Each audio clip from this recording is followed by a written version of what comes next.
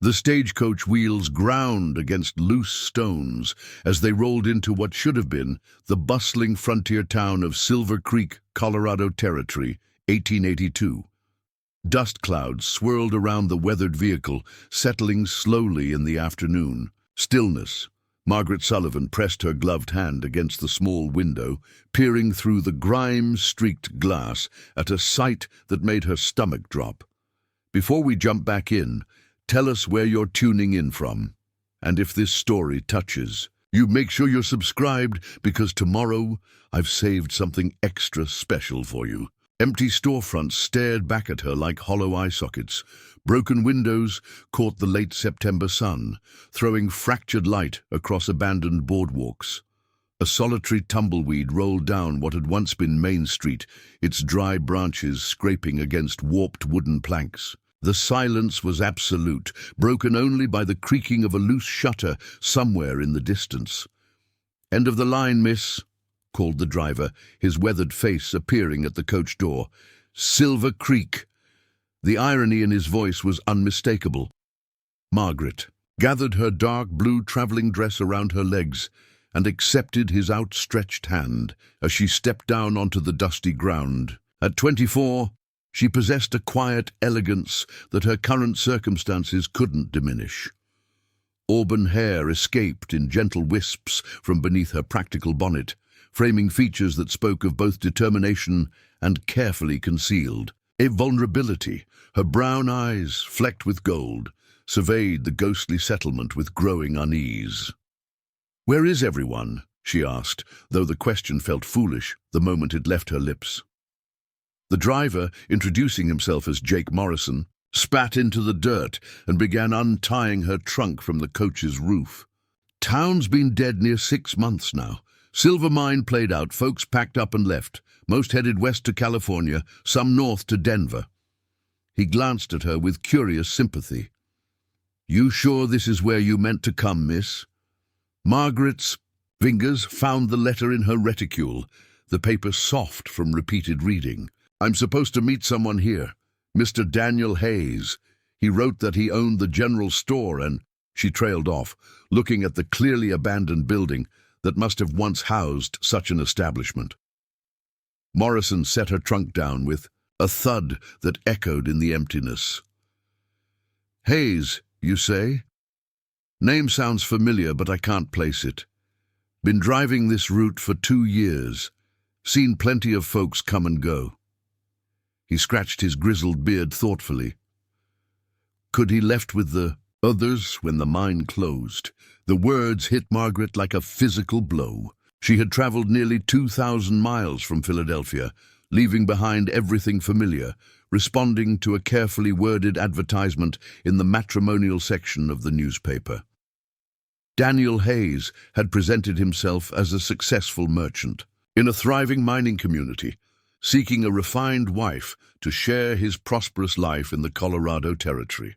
His letters over the past 8 months had painted vivid pictures of Silver Creek's bustling streets, successful businesses, and growing population. All lies, apparently. Margaret fought to keep her composure as Morrison climbed back onto his driver's seat. "Next coach through here won't be for a week," he informed her, "and that's if the company doesn't cancel the route entirely. Not much call for service to a ghost town." A week. Margaret's carefully maintained control wavered. She had precisely $14.37 remaining from her journey funds. Her return ticket money had been spent on supplies Daniel Hayes had specifically requested she bring for their new household. "Sorry, miss. Best I can do is mention your situation when I reach Millfield tomorrow. Maybe someone there can help." Morrison gathered his reins, clearly eager to depart this desolate place. "There's a well behind the old church if you need water. Building looks sturdy enough for shelter." With that less than reassuring advice, he clicked his tongue at the horses, and the stagecoach rolled away, leaving Margaret standing alone in the center of an abandoned town, with her trunk, her fading hopes, and a growing sense of desperation. The silence that followed the coach's departure was profound. Margaret had grown up in Philadelphia's bustling streets, where the sounds of commerce, conversation, and daily life created a constant backdrop.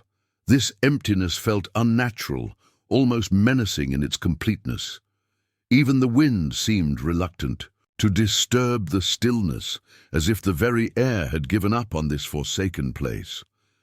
She walked slowly down Main Street, her footsteps echoing off the empty buildings. The general store that should have been Daniel Hayes's establishment stood with its door hanging askew, revealing shelves stripped bare and a floor covered in wind-blown debris. Next to it, a saloon's bat-wing doors hung motionless, and beyond that a hotel with rooms available, still painted on its dusty window.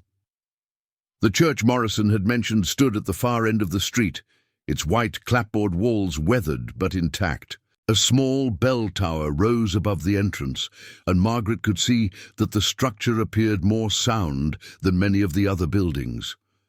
Perhaps it would indeed provide adequate shelter, though the thought of spending a night alone in this ghost town sent chills down her spine.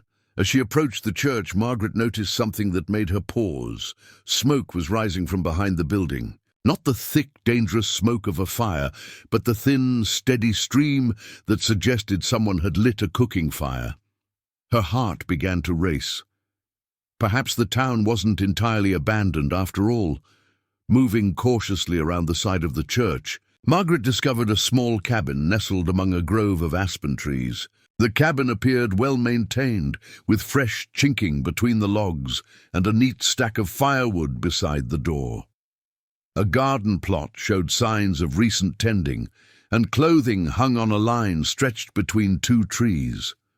Relief flooded through her. Someone lived here. Someone who might explain what had happened to Silver Creek and perhaps what had become of Daniel Hayes. She was debating whether to approach the cabin when the door opened and a man emerged. Margaret's breath caught in her throat, not from fear, but from the striking contrast between the man's powerful build and the careful, almost hesitant way he moved. He stood well over 6 feet tall, with broad shoulders that filled the doorway and dark hair that caught the afternoon light. But it was the jagged scar that ran from his left temple down across his cheek that commanded attention. The man noticed her immediately, his body tensing as his hand moved instinctively toward the gun belt around his waist. For a moment, they simply stared at each other across the small clearing, two people equally surprised by the encounter. "Ma'am," he said finally, his voice deep and carefully modulated. He touched the brim of his hat in a gesture of respect, though his posture remained alert. "Didn't expect to find anyone in Silver Creek," Margaret found her voice, though it came out smaller than she intended. "I'm sorry to disturb you. I've just arrived, and I was told the town was abandoned. I saw the smoke and hoped someone might explain what happened here." The man studied her for a long moment, taking in her traveling dress, the trunk she'd left in the street, and the obvious fact that she was alone and far from anywhere. Something in his expression softened slightly, though he maintained his cautious distance. "Name's Cole Brennan," he said. "I'm the territorial ranger assigned to this district. Been keeping an eye on things since the Exodus." His grey eyes, sharp and intelligent despite the wariness in them, focused on her face. "Might I ask what brings a lady to Silver Creek, especially traveling alone?" Margaret hesitated. The truth felt both embarrassing and potentially dangerous. She knew nothing about this man, despite his claim to be a territorial ranger, yet something in his manner suggested honesty, and she desperately needed information. "I'm Margaret Sullivan," she said, lifting her chin with determination she didn't entirely feel. "I came here to meet someone, a Mr. Daniel Hayes, who claimed to own the general store. We had an arrangement." Understanding flickered in Cole Brennan's eyes, followed by what might have been sympathy. "Mail order arrangement?" he asked gently. Heat rose in Margaret's cheeks, but she nodded. "He wrote extensively about his business, about the town's prosperity. I brought my household savings to help establish our life together." The words felt hollow now, spoken in the presence of Silver Creek's obvious abandonment. Cole was quiet for a moment, and Margaret could see him weighing his words carefully. "Miss Sullivan, there's been no one by that name in Silver Creek, not in the 2 years I've been patrolling this territory. When the silver played out last spring, every merchant, every family, every business packed up and left. Place has been empty since April." The confirmation of her worst fears hit Margaret like a physical blow. She had been deceived, thoroughly and completely. The letters, the promises, the detailed descriptions of a life that never existed, all fabricated to steal what little money she possessed and strand her hundreds of miles from home. "I see," she managed, though her voice threatened to break. She turned away, ostensibly to look back at the abandoned street, but really to compose herself. The magnitude of her situation was becoming clear. She was alone, nearly penniless, in a ghost town in the middle of the Colorado Territory, with winter approaching. "Miss Sullivan," Cole's voice was gentler now, and when she turned back to him, she saw genuine concern in his scarred features. "If you don't mind my asking, what exactly did this Hayes fellow tell you to bring with you?" Margaret's laugh was bitter. "Household goods, fine china, silver candlesticks, embroidered linens, things a successful merchant's wife would need to entertain properly. He was very specific about what would be suitable for our position in the community." She gestured helplessly at the empty town. "I sold my mother's jewelry to purchase everything he requested." Cole's expression darkened. "These marriage swindlers are getting bolder.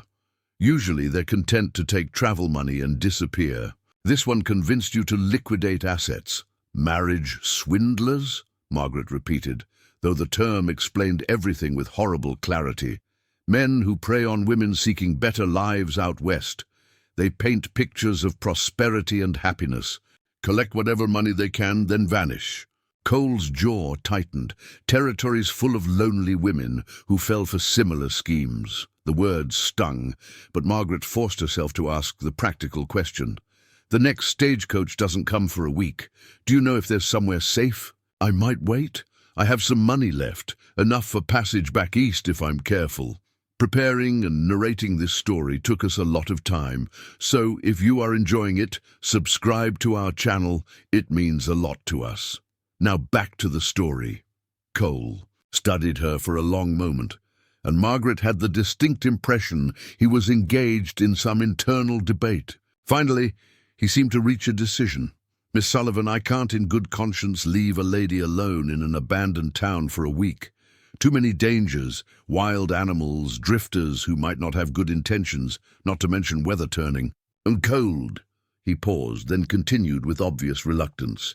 "There's a spare room in the church parsonage. It's clean and secure. You're welcome to use it until the coach returns." Relief flooded through Margaret, followed immediately by wariness. "That's very kind, but I couldn't impose on your hospitality without some form of payment." "No payment necessary," Cole said firmly. "Protecting folks is part of my job as territorial ranger." Something in his tone suggested there was more to his offer than professional duty, but Margaret was in no position to refuse assistance. "Thank you, Mr. Brennan. I'm truly grateful." As they walked back toward the main street to collect her trunk, Margaret found herself stealing glances at her rescuer. Despite the intimidating scar and his obvious physical strength, Cole Brennan moved with a careful, almost gentle precision that suggested he was very aware of how his presence might affect others. There was something deeply sad about him, she realized, as if the scar on his face reflected wounds that went much deeper. "If you don't mind my asking," she ventured as they reached her trunk, "how long have you been stationed here?" 2 years, Cole replied, lifting her heavy trunk as if it weighed nothing. "Territory assigned me to patrol this district after the Apache troubles settled down. Silver Creek was thriving then, needed regular law enforcement presence." "And when it emptied out, they didn't reassign you?" Cole's expression closed off slightly. "Requested to stay. Territory's got plenty of rangers for the active settlements. Someone needs to keep an eye on the abandoned places, make sure they don't become hideouts for outlaws, or worse. There was clearly more to the story, but Margaret sensed this was not the time to press for details. Instead, she followed him to the small parsonage behind the church, marveling at how different her day had become from what she'd expected when she woke that morning on the stagecoach. The parsonage was simple but clean, consisting of 3 small rooms and a kitchen with a wood-burning stove. Cole showed her to the spare bedroom, which contained a narrow bed, a washstand, and a small chest of drawers. "I'll bring you some supplies from my cabin," he said, setting her trunk down carefully. "Food, lamp oil, firewood. You'll be comfortable. Enough until the coach returns." "Mr. Brennan," Margaret said as he turned to leave, "why are you helping me? You don't know anything about me." Cole paused in the doorway, his scarred profile silhouetted against the afternoon light. "Let's just say I know what it's like to have your life turned upside down by circumstances beyond your control," he said quietly. "Sometimes we all need someone to offer a helping hand." After he left, Margaret sat on the edge of the narrow bed and allowed herself to truly absorb what had happened. She had fled Philadelphia for reasons she hadn't shared with Cole Brennan, seeking a new life free from the complications of her past. The marriage arrangement with Daniel Hayes had seemed like providence, a respectable way to start over in, a place where no one knew her history. Instead, she found herself in an even more precarious situation, dependent on the kindness of a scarred stranger in a ghost town. Yet somehow, despite the disaster of her circumstances, she felt safer than she had in months. There was something about Cole Brennan that inspired trust, even though logic warned her to be cautious. As evening approached, Cole returned with supplies as promised. He moved quietly, efficiently, setting up oil lamps and building a fire in the small fireplace. His presence filled the tiny parsonage, but not in a threatening way. Rather, Margaret felt protected for the first time since leaving Philadelphia. "I'll be just across the clearing at my cabin," he told her as he prepared to leave. "You need anything, just call out. Sound carries far in the mountains." "Mr. Brennan," Margaret said impulsively, "would you join me for supper? I have some provisions, and it seems the least I can do to thank you for your kindness." Cole hesitated, clearly torn between propriety and what might have been loneliness. "That's not necessary, Miss Sullivan." "Perhaps not necessary, but it would be appreciated. I've been traveling alone for days, and I confess I'd welcome the company." After a moment, Cole nodded. "I'd be honored, ma'am." As Margaret prepared a simple meal from her traveling provisions and Cole's supplies, she found herself studying him when she thought he wasn't looking. The scar was clearly old, well healed, but still prominent. It gave him a dangerous appearance that was contradicted by the careful gentleness of his movements and the obvious respect he showed her. "The scar," she said suddenly, then colored at her own boldness. "I'm sorry, that was terribly rude." Cole's hand moved unconsciously to his cheek. "A patchy raid 3 years ago, down near the New Mexico border. I was part of a patrol that walked into an ambush." His voice was matter-of-fact, but Margaret caught the underlying tension. "Lost half my men that day." "I'm sorry," Margaret said softly. "That must have been terrible." "Changed things," Cole admitted. "Territory offered me a desk job in Denver afterward. Figured I'd seen enough action." He met her eyes briefly. "But staying busy out here suits me better than pushing papers in an office." Margaret sensed there was more to the story. Perhaps something about how the scar had affected his relationships with others, but she respected his privacy. Instead, she found herself sharing more about her own journey than she'd intended. "Philadelphia became complicated for me," she said carefully. "My father was a successful banker until his business partner embezzled funds and disappeared, leaving my father responsible for the losses. He died of a heart attack, dealing with shame and financial ruin." She stared into her coffee cup. I was left with debts I couldn't pay and a reputation tainted by association. Cole listened without judgment, and Margaret found herself continuing. The marriage arrangement seemed like a perfect solution, a chance to start fresh somewhere. No one knew about my family's scandal. And now you're in an even more difficult situation, Cole observed. Perhaps, Margaret said, surprising herself with the honesty of her next words. But at least this difficulty feels honest. I'd rather face real problems than build a life on false promises. Something shifted in Cole's expression, a recognition, perhaps of kindred feelings. They finished their meal in comfortable silence, and Margaret realized that despite the catastrophic failure of her plans, she felt more at peace than she had in months. What she didn't know was that Cole Brennan was fighting his own internal battle. The arrival of Margaret Sullivan had disrupted the careful isolation he'd built around himself since the Apache attack, not just because of the physical scars he bore, but because of the deeper wounds that had driven him to seek solitude in this abandoned place. As he walked back to his cabin that night, Cole found himself thinking about the woman now sleeping in the parsonage. There was something about Margaret Sullivan that called to him. Her quiet strength in the face of betrayal, her dignity despite her desperate circumstances, the way she'd shown him kindness even when her own world was crumbling. For the first time in 3 years, Cole Brennan was beginning to think that perhaps isolation wasn't the only path forward. Perhaps in helping Margaret Sullivan find her way, he might discover his own road back to the land of the living. Dawn broke cold and clear over Silver Creek, painting the abandoned buildings in shades of gold and amber. Margaret awoke to the sound of chopping wood, a rhythmic thunking that carried across the crisp morning air. She dressed quickly in her practical brown wool dress and stepped outside to find Cole already at work, splitting logs with powerful, precise strokes. He paused when he saw her, wiping sweat from his forehead despite the morning chill. "Morning, Miss Sullivan. Hope the noise didn't wake you too early."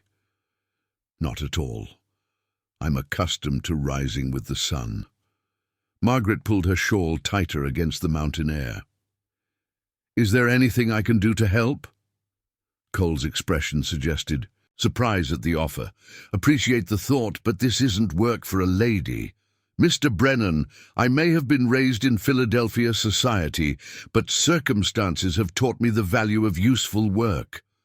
Margaret's tone carried quiet determination. "Surely there's something constructive I can contribute during my stay here." Something in her manner made Cole reconsider. He gestured toward the church. "Building could use a thorough cleaning if you're genuinely interested. Pastor Williams kept it tidy, but dust accumulates quickly in mountain country. Might make the space more welcoming for any travelers who pass through." Margaret nodded with satisfaction. "Perfect. I'll make a start after breakfast." As they shared a simple meal of coffee, bacon, and biscuits in the parsonage kitchen, Margaret found herself studying Cole's routine. He moved with military precision, each action purposeful and economical. Yet there was something almost meditative about his movements, as if the familiar patterns brought him peace. "You mentioned Pastor Williams," she said, curious about the previous inhabitants. "What became of him when the town emptied?" "Good man, Jeremiah Williams. Stayed longer than most, trying to help families who couldn't afford to leave immediately." Cole's expression grew thoughtful. "Finally headed west to California when winter started approaching. Left me the key to the church, asked me to keep an eye on things. So you've been truly alone here for months?"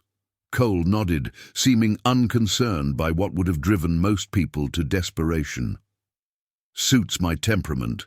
Plenty to keep busy with, maintaining buildings, monitoring for squatters or outlaws, keeping an eye on the old mine shafts to make sure they don't become dangerous." Margaret sensed there was more to his preference for solitude than professional duty. "Don't you miss the conversation? Company?" A shadow crossed Cole's face. "Learn to appreciate quiet. People can be complicated. The carefully neutral tone told Margaret she was approaching sensitive territory. Instead of pressing, she changed the subject. Tell me about the town when it was thriving. What was it like? Cole's demeanor lightened slightly. Bustling place. Main Street stayed busy from dawn to midnight. 3 saloons, 2 hotels, the general store that would have been your supposed husband's business. Saturday nights brought folks from mining camps 20 miles around. He paused, lost in memory. Children playing in the streets, ladies in their finest dresses for church on Sundays, merchants calling out their wares. It sounds wonderful, Margaret said wistfully. A real community. It was, while the silver lasted, but mining towns have short lives more often than not.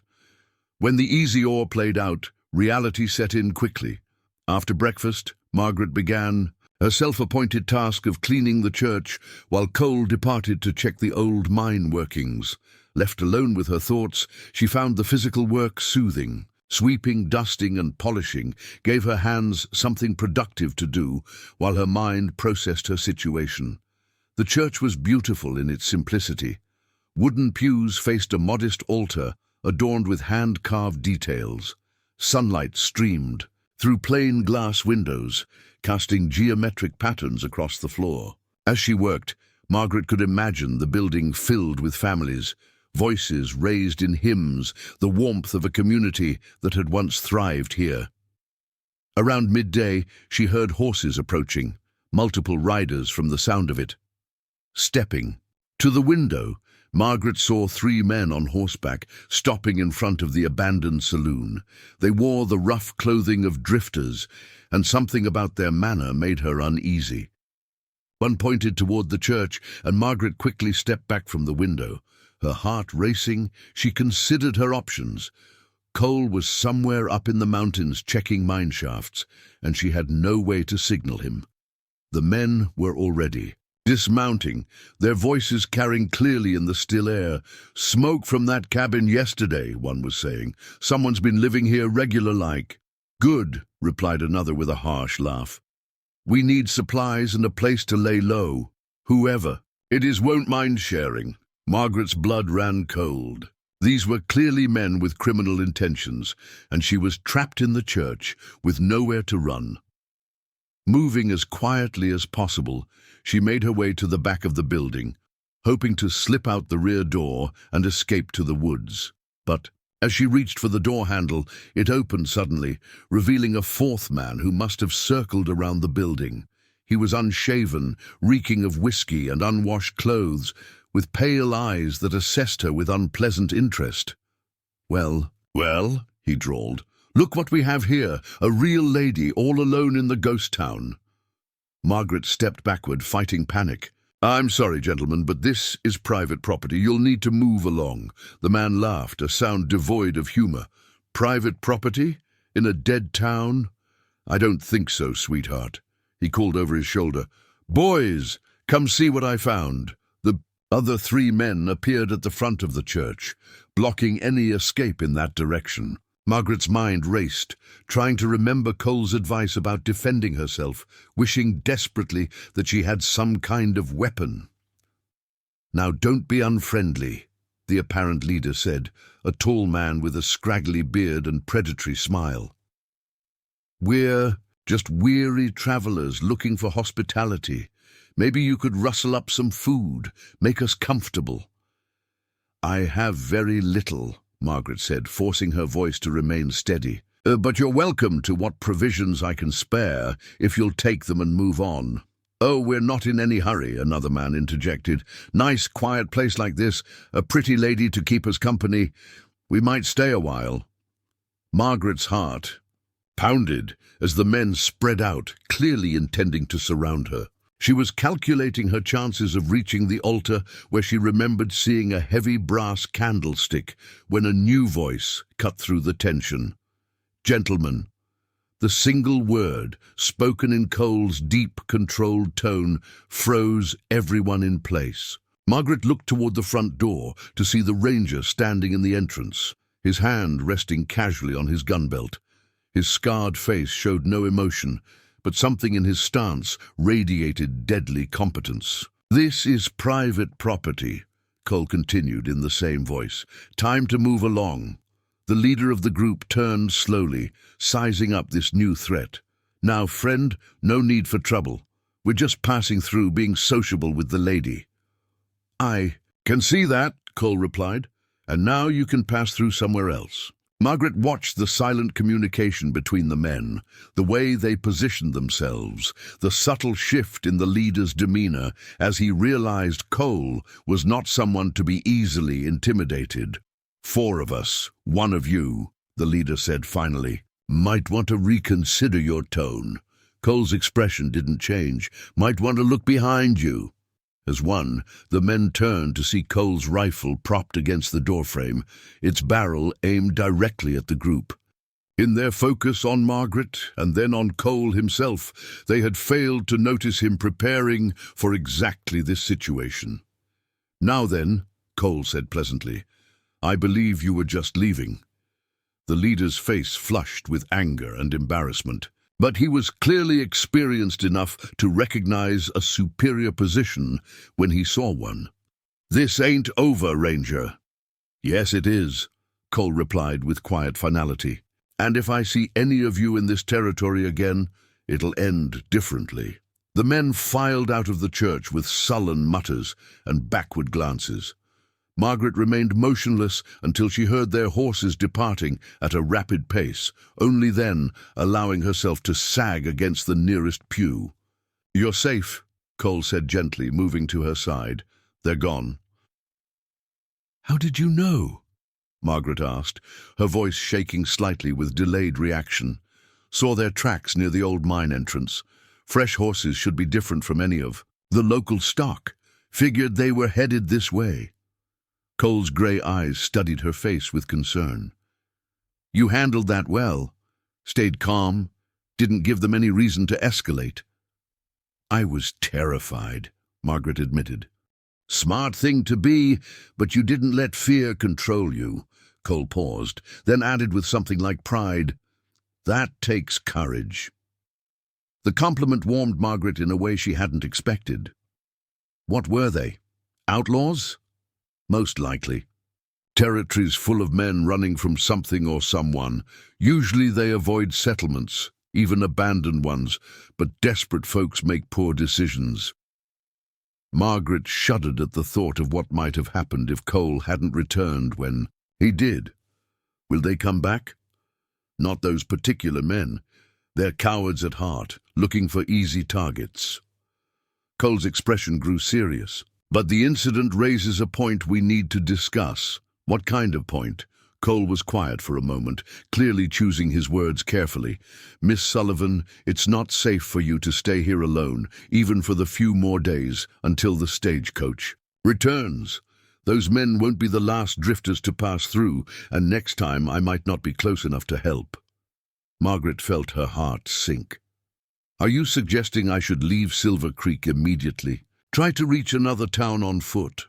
"No," Cole said quickly. "That would be even more dangerous, but I think we need to consider an alternative arrangement."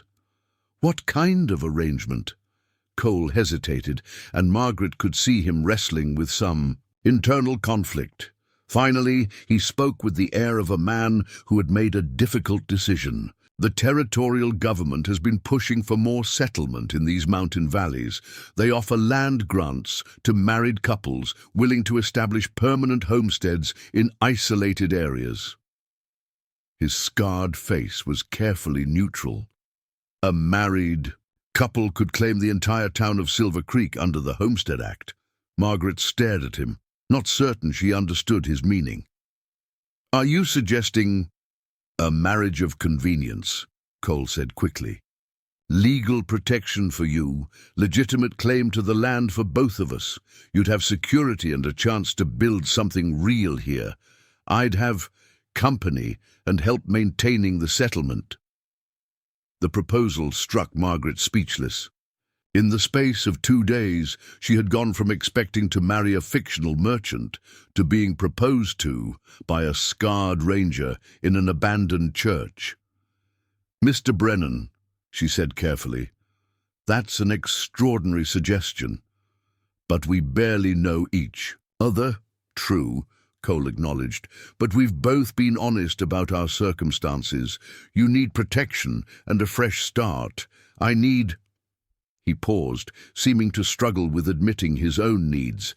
I need someone who sees past the scars to the man underneath. The simple admission touched something deep in Margaret's heart. She studied Cole's face, seeing past the intimidating scar to the loneliness and vulnerability he tried so hard to hide. "You're proposing a partnership," she said slowly. "Not a romantic marriage. A partnership," Cole confirmed, "with the understanding that feelings might develop over time, or they might not. Either way, we'd both benefit from the arrangement." Margaret considered the proposal from every angle she could think of. Returning to Philadelphia would mean facing her father's debts and the social ostracism that awaited her. Continuing west alone would put her at the mercy of men like those who had just threatened her. But accepting Cole's proposal would mean committing to a life she had never imagined, in a place most people considered the edge of civilization. "If I agreed," she said slowly, "what would our life look like? How would we manage the practical aspects?" Cole's relief at her willingness to consider the idea was evident.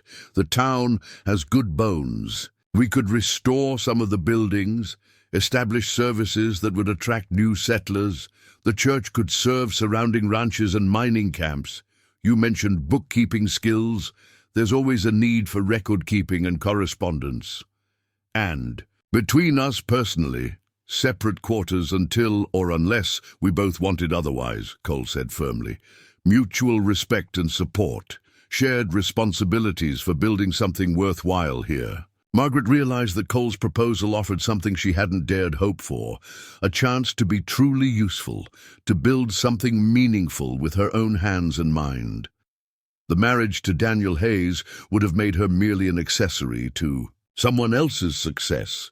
This partnership would make her an equal partner in creating something entirely new. "I need time to think," she said finally.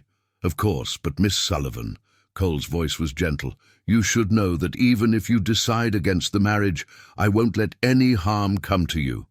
Whatever choice you make, you'll be safe." The promise, delivered with quiet conviction, sealed Margaret's growing trust in this unexpected man. As they walked back to the parsonage together, she found herself imagining what Silver Creek might look like restored to life. Not the booming mining town it had been, but something more lasting and meaningful. That evening, as they shared another simple meal, Margaret surprised herself by asking practical questions about the homestead process, about the challenges of mountain winters, about what it would take to make abandoned buildings livable again. Cole answered each question thoughtfully, painting a realistic picture that included both hardships and possibilities. The first year would be the most difficult, he admitted, learning to work together, establishing basic comfort and security. "But Miss Sullivan, I believe you have the strength for it, if you're willing."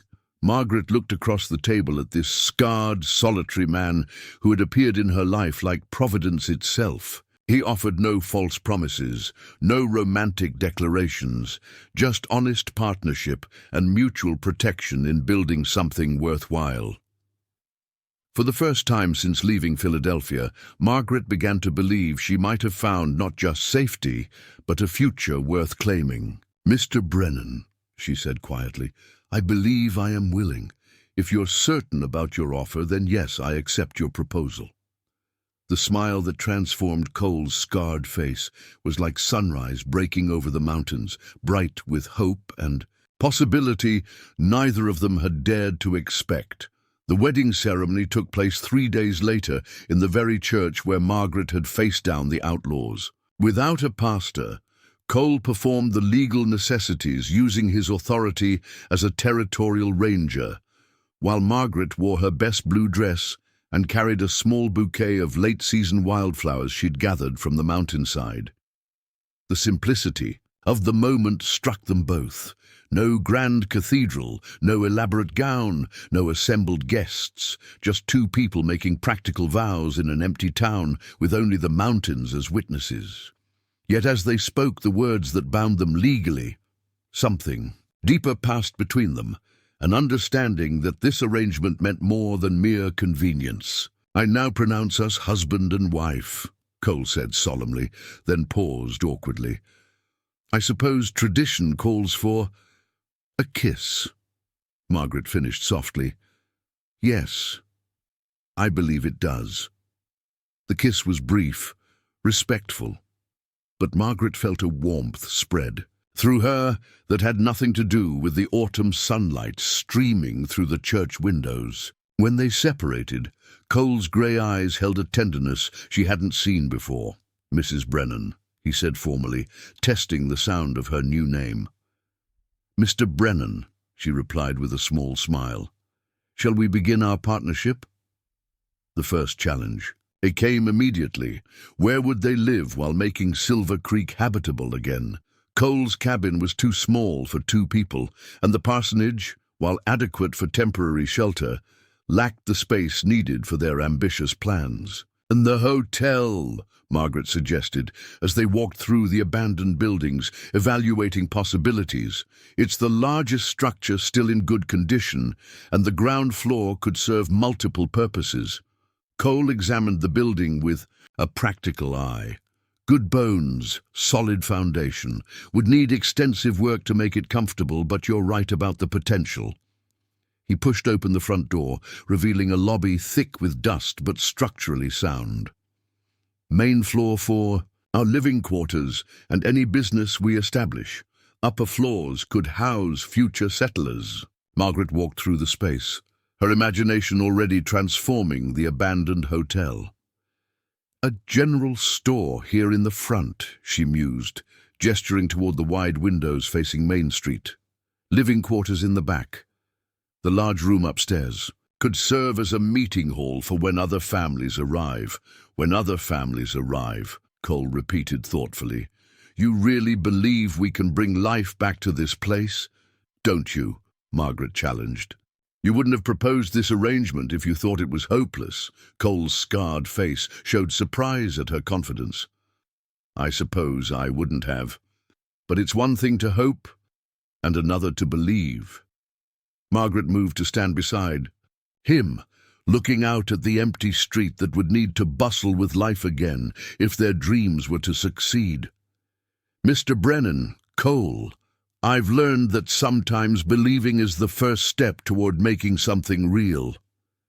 Over the following weeks, they threw themselves into the monumental task of restoration. Margaret proved remarkably adaptable to physical labor, learning to swing a hammer, patch walls, and scrub years of neglect from wooden floors. Cole's strength and carpentry skills, combined with her organizational abilities and attention to detail, created an effective partnership. They established routines that balanced work with the delicate process of getting to know each other as more than strangers bound by circumstance. Breakfast together before beginning the day's labor, shared meals where they discussed progress and plans, evenings spent by the fireplace talking about their pasts and hopes for Silver Creek's future. "Tell me about your childhood," Margaret said one evening as she mended a curtain while Cole repaired a broken chair. "Before the Apache attack, before you became a ranger." Cole's hands stilled on his work.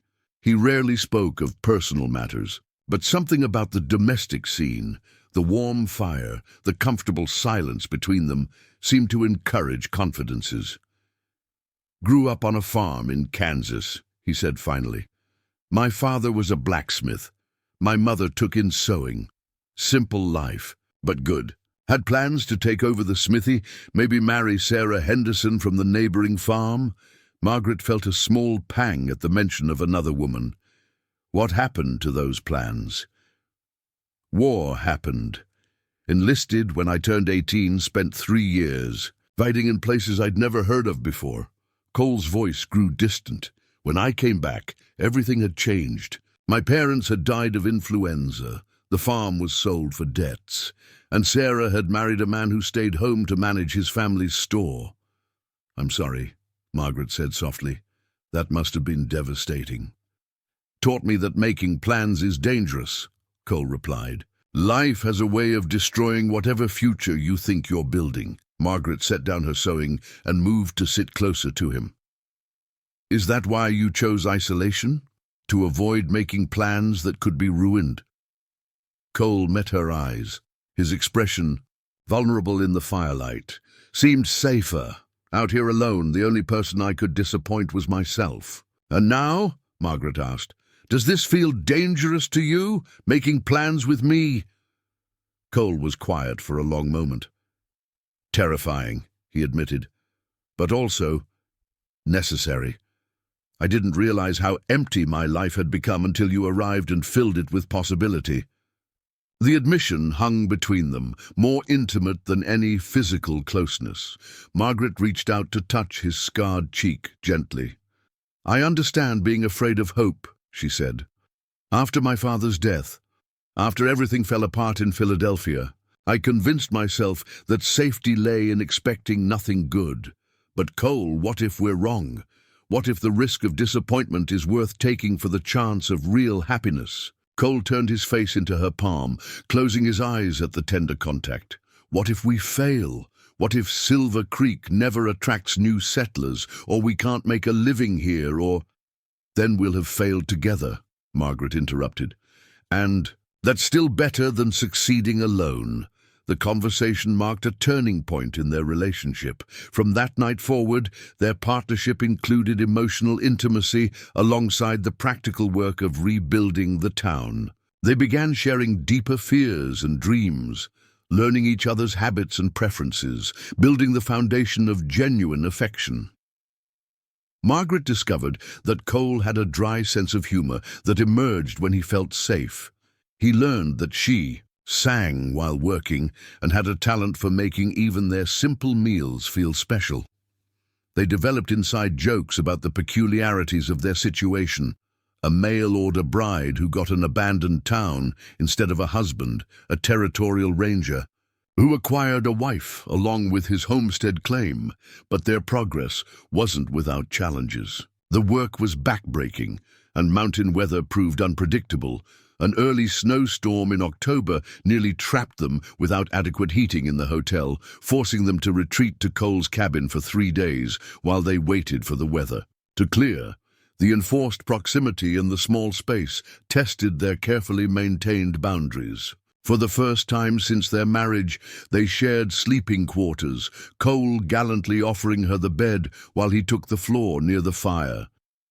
But Margaret found herself acutely aware of his presence, the sound of his breathing, the way he moved carefully in the cramped space to avoid disturbing her. "This is foolish," she announced on the second night, watching him try to find a comfortable position on the hard floor. "We're married adults, and there's no reason you should suffer.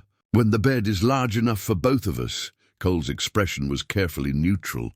"Margaret, our arrangement was based on mutual respect and practical considerations," she interrupted. "Surely it's both respectful and practical for us to share the bed like the married couple we legally are." Cole studied, her face searching for any sign of uncertainty. "Are you sure?" "I'm sure," Margaret said firmly, though her heart raced at the implications of her offer. They lay side by side in the narrow bed, careful not to touch yet intensely aware of each other's presence. Margaret found herself listening to Cole's steady breathing, feeling the warmth radiating from his body, fighting the urge to move closer. "Margaret," Cole's voice was soft in the darkness. "Yes? Thank you for everything. For seeing past the scars, for choosing this life, for making me believe in possibilities again." Margaret turned on her side to face him, though she could barely make out his features in the dim light from the dying fire. "Cole, you've given me more than protection and security. You've given me purpose, a chance to build something meaningful. I should be thanking you." "We make a good partnership," Cole said. Yes, Margaret agreed, but she found herself wanting to say more, to voice the feelings that had been growing stronger each day. Instead, she reached out to find his hand in the darkness, intertwining their fingers. "We do." The storm passed. By morning, but something fundamental had shifted between them.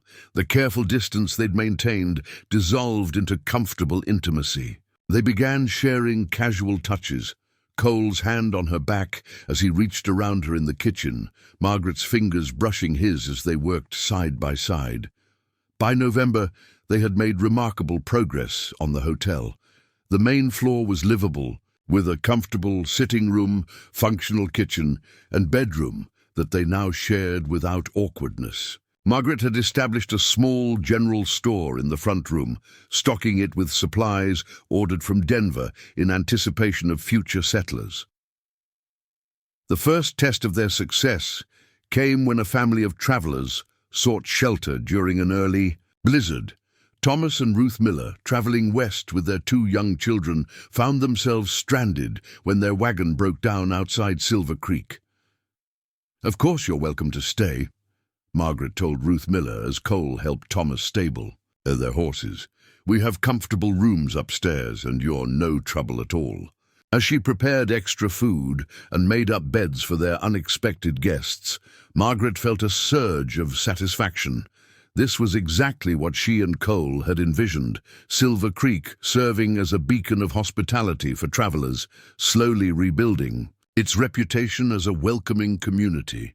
Ruth Miller, a practical woman with kind eyes, watched Margaret's efficient preparations with admiration. "You've done wonders with this place," she said. "When we first saw the empty buildings, we thought we'd stumbled into a ghost town." "It was a ghost town when I arrived," Margaret admitted, "but my husband and I believe it has potential for a new life."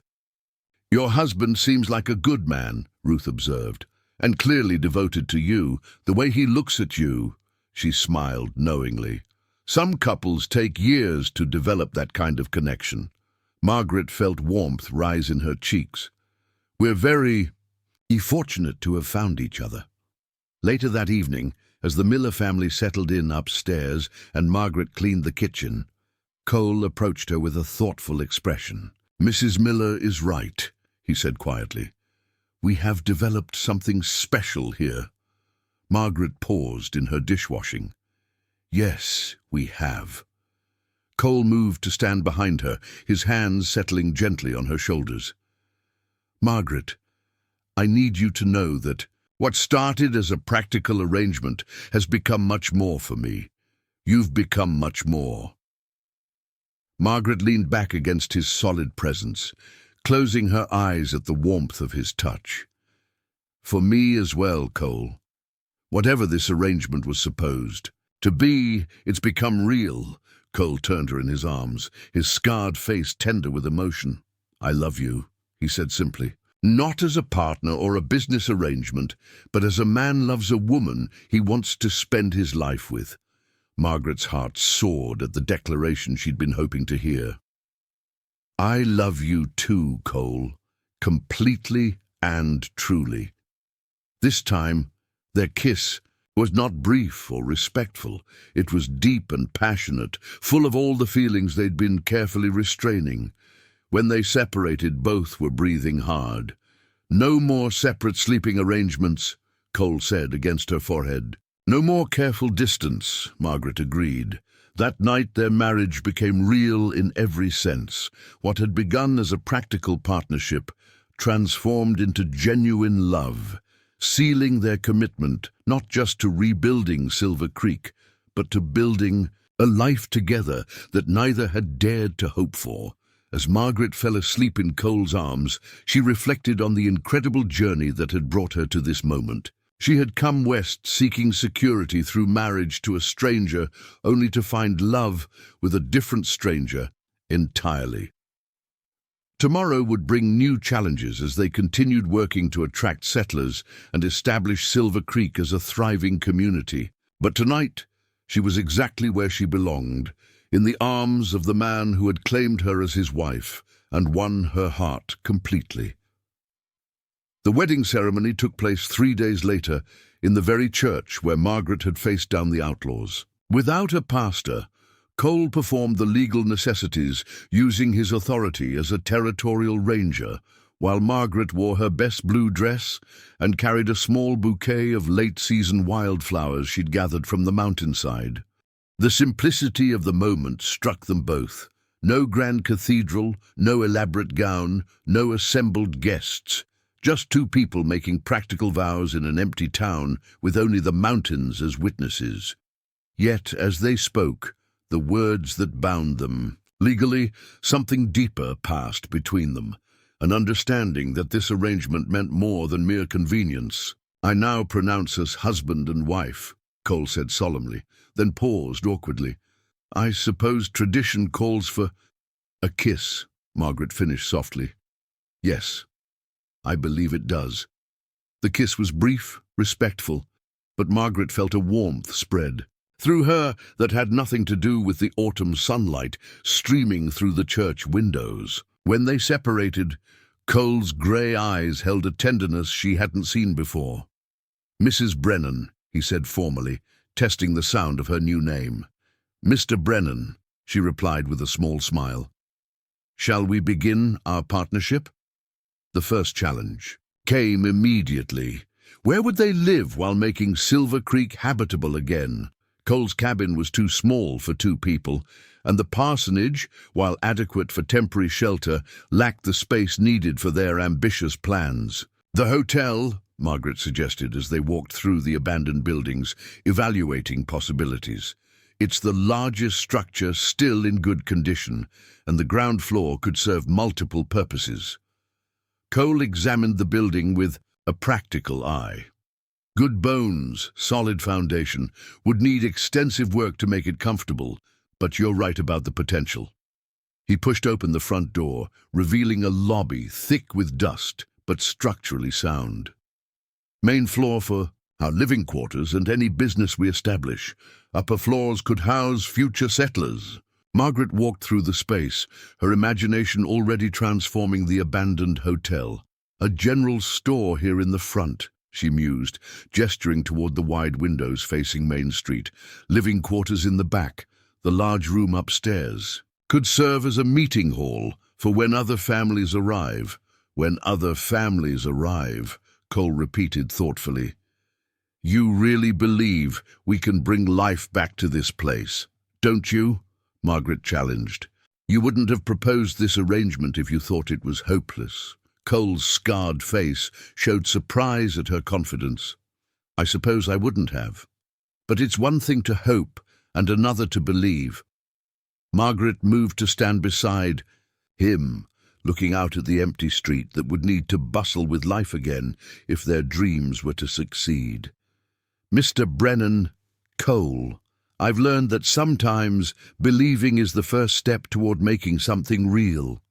Over the following weeks, they threw themselves into the monumental task of restoration. Margaret proved remarkably adaptable to physical labor, learning to swing a hammer, patch walls, and scrub years of neglect from wooden floors. Cole's strength and carpentry skills, combined with her organizational abilities and attention to detail, created an effective partnership.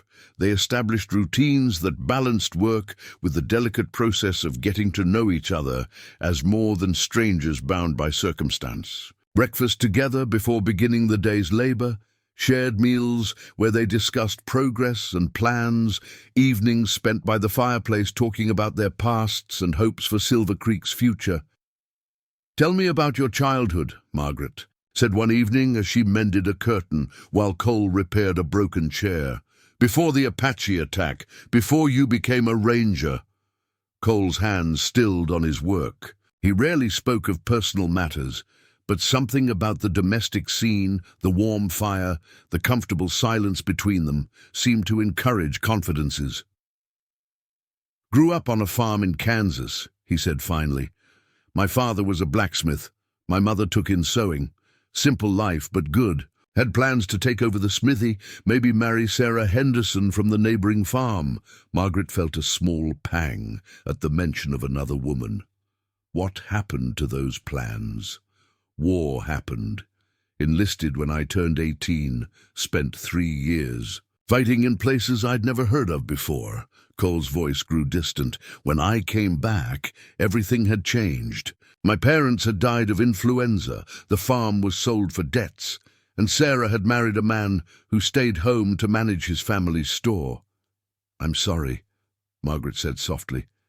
"That must have been devastating." "Taught me that making plans is dangerous," Cole replied. "Life has a way of destroying whatever future you think you're building." Margaret set down her sewing and moved to sit closer to him. "Is that why you chose isolation? To avoid making plans that could be ruined?" Cole met her eyes, his expression, vulnerable in the firelight, seemed safer. "Out here alone, the only person I could disappoint was myself." "And now," Margaret asked, "does this feel dangerous to you? Making plans with me?" Cole was quiet for a long moment. "Terrifying," he admitted, "but also necessary. I didn't realize how empty my life had become until you arrived and filled it with possibility." The admission hung between them, more intimate than any physical closeness. Margaret reached out to touch his scarred cheek gently. "I understand being afraid of hope," she said. "After my father's death, after everything fell apart in Philadelphia, I convinced myself that safety lay in expecting nothing good. But Cole, what if we're wrong? What if the risk of disappointment is worth taking for the chance of real happiness?" Cole turned his face into her palm, closing his eyes at the tender contact. "What if we fail? What if Silver Creek never attracts new settlers, or we can't make a living here, or—" "Then we'll have failed together," Margaret interrupted. "And that's still better than succeeding alone." The conversation marked a turning point in their relationship. From that night forward, their partnership included emotional intimacy alongside the practical work of rebuilding the town. They began sharing deeper fears and dreams, learning each other's habits and preferences, building the foundation of genuine affection. Margaret discovered that Cole had a dry sense of humor that emerged when he felt safe. He learned that she sang while working and had a talent for making even their simple meals feel special. They developed inside jokes about the peculiarities of their situation. A mail-order bride who got an abandoned town instead of a husband, a territorial ranger, who acquired a wife along with his homestead claim. But their progress wasn't without challenges. The work was backbreaking, and mountain weather proved unpredictable. An early snowstorm in October nearly trapped them without adequate heating in the hotel, forcing them to retreat to Cole's cabin for 3 days while they waited for the weather to clear.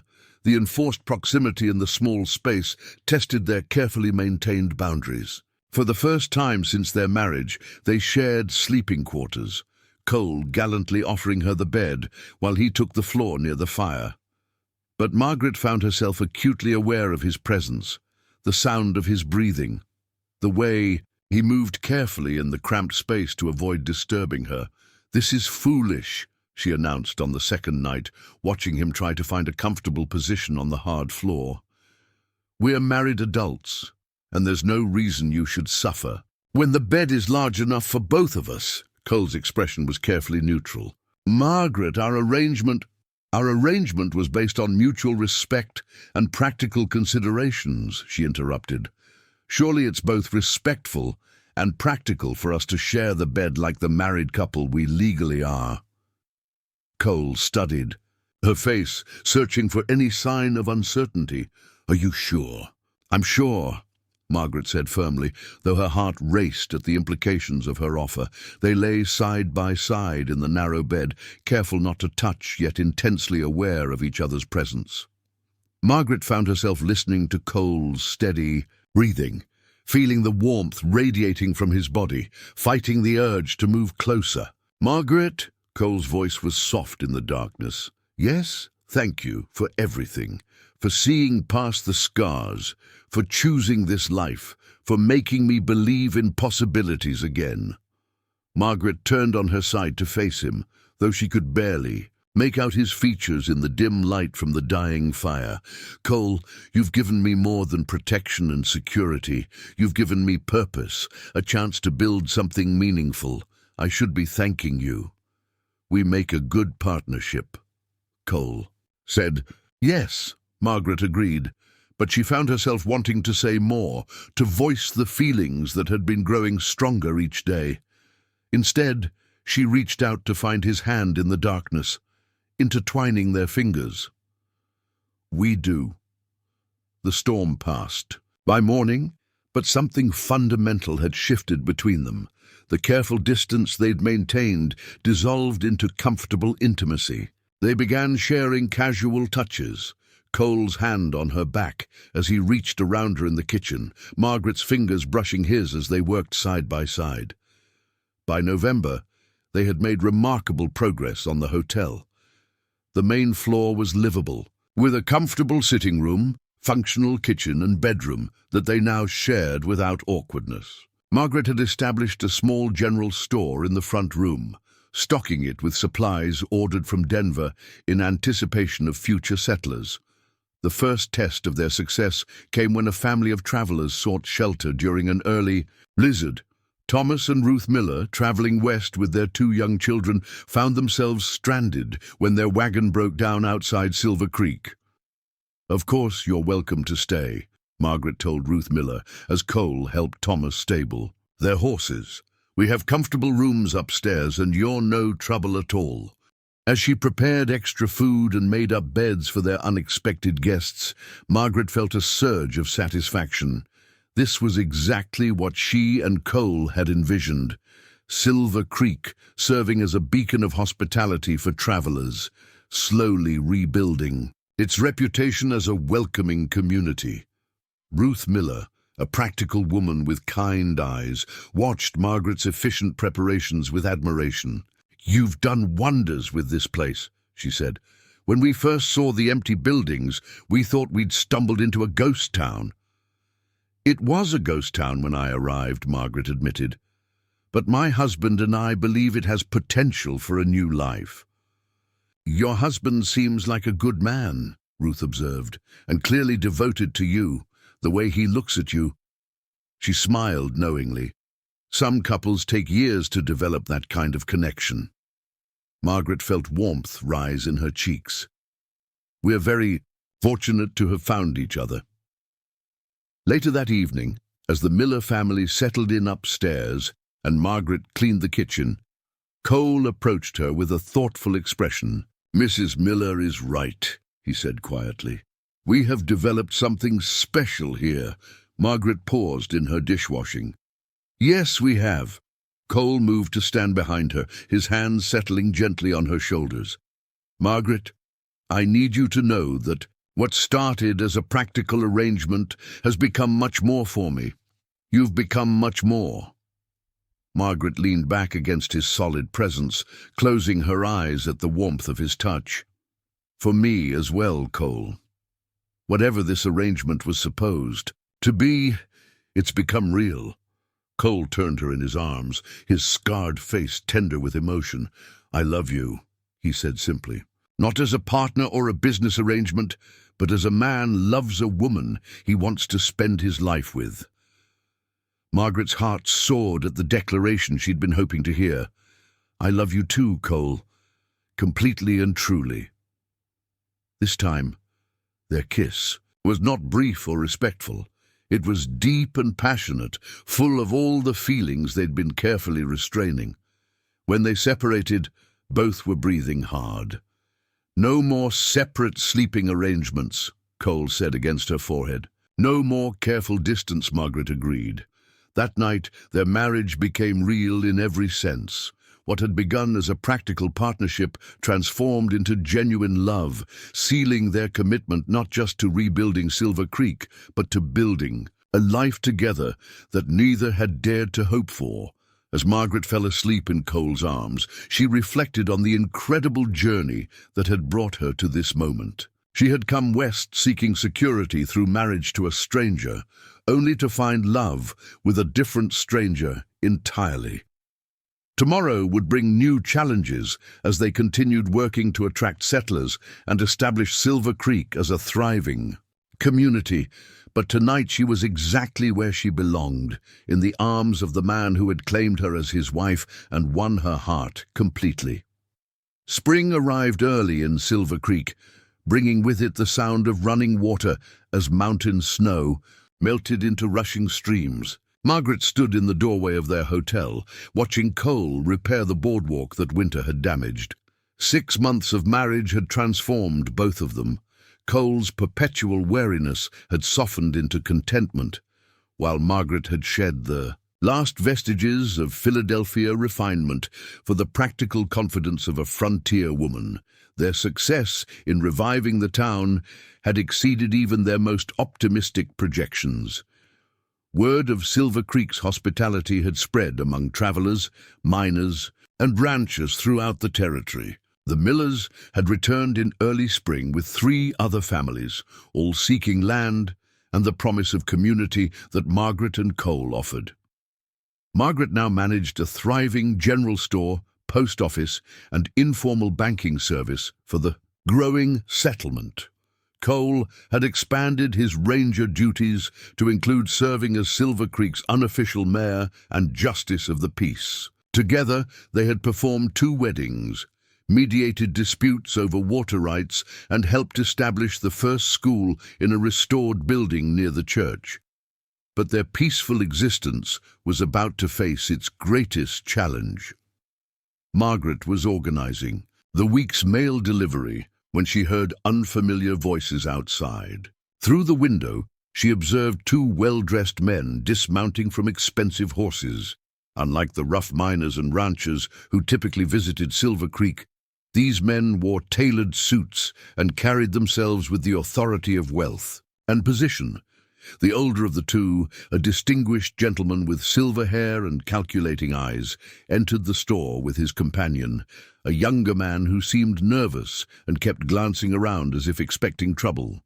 "Good morning," Margaret said pleasantly, though something about the visitors set her on edge.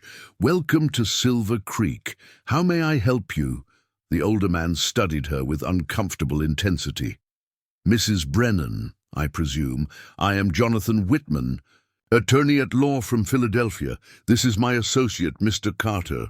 Margaret's blood turned cold at the mention of Philadelphia, but she maintained her composure. "Philadelphia is quite a distance from Colorado territory, Mr. Whitman. What brings you to our little town?" Whitman's smile was predatory. "We're seeking information about a young woman who disappeared from Philadelphia last year. Miss Margaret Sullivan, daughter of the late banker Thomas Sullivan. Perhaps you've heard the name?" Margaret forced her expression to remain neutral, though her heart pounded. "I'm afraid not. Sullivan is a common enough surname, but I don't recall meeting anyone by that name." "How interesting," Whitman drawled, pulling a folded paper from his jacket. "Because Miss Sullivan bears a remarkable resemblance to you. In fact, one might say the resemblance is exact."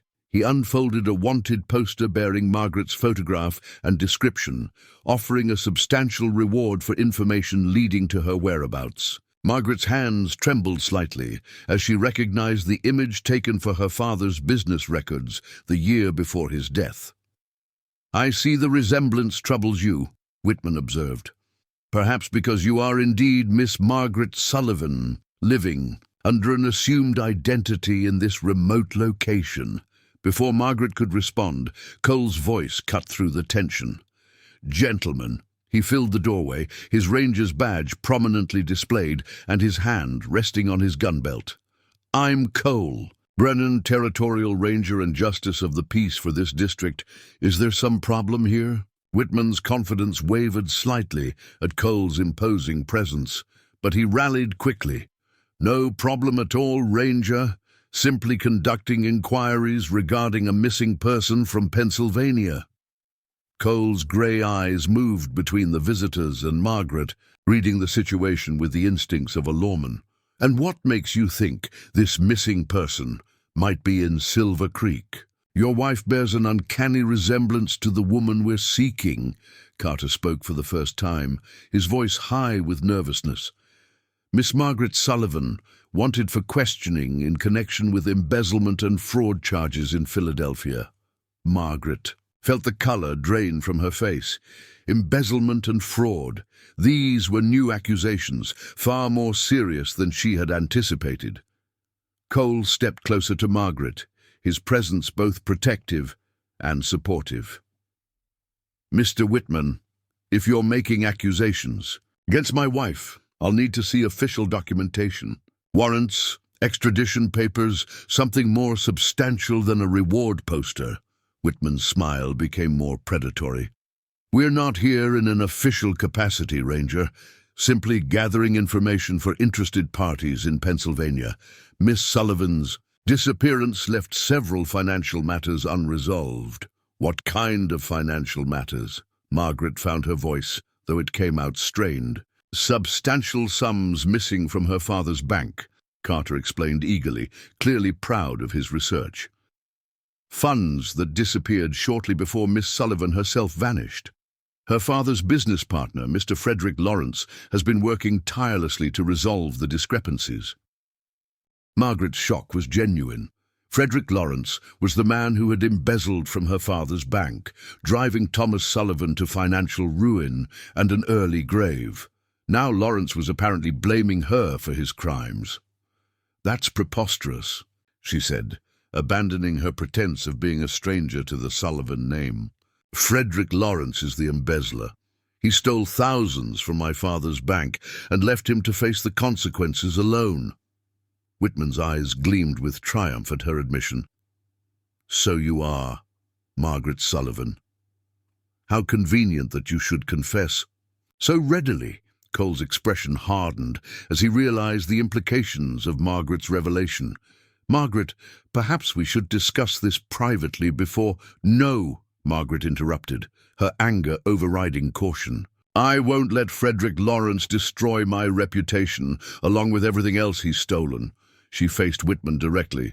My father discovered Lawrence's embezzlement and confronted him. Lawrence killed him rather than face exposure. A serious accusation, Whitman said smoothly. Do you have proof of these claims? Margaret's confidence faltered. The documents proving Lawrence's guilt had been hidden in Philadelphia before her hasty departure. She had no way to access them from Colorado. Territory, I have my testimony, she said firmly. I witnessed the murder.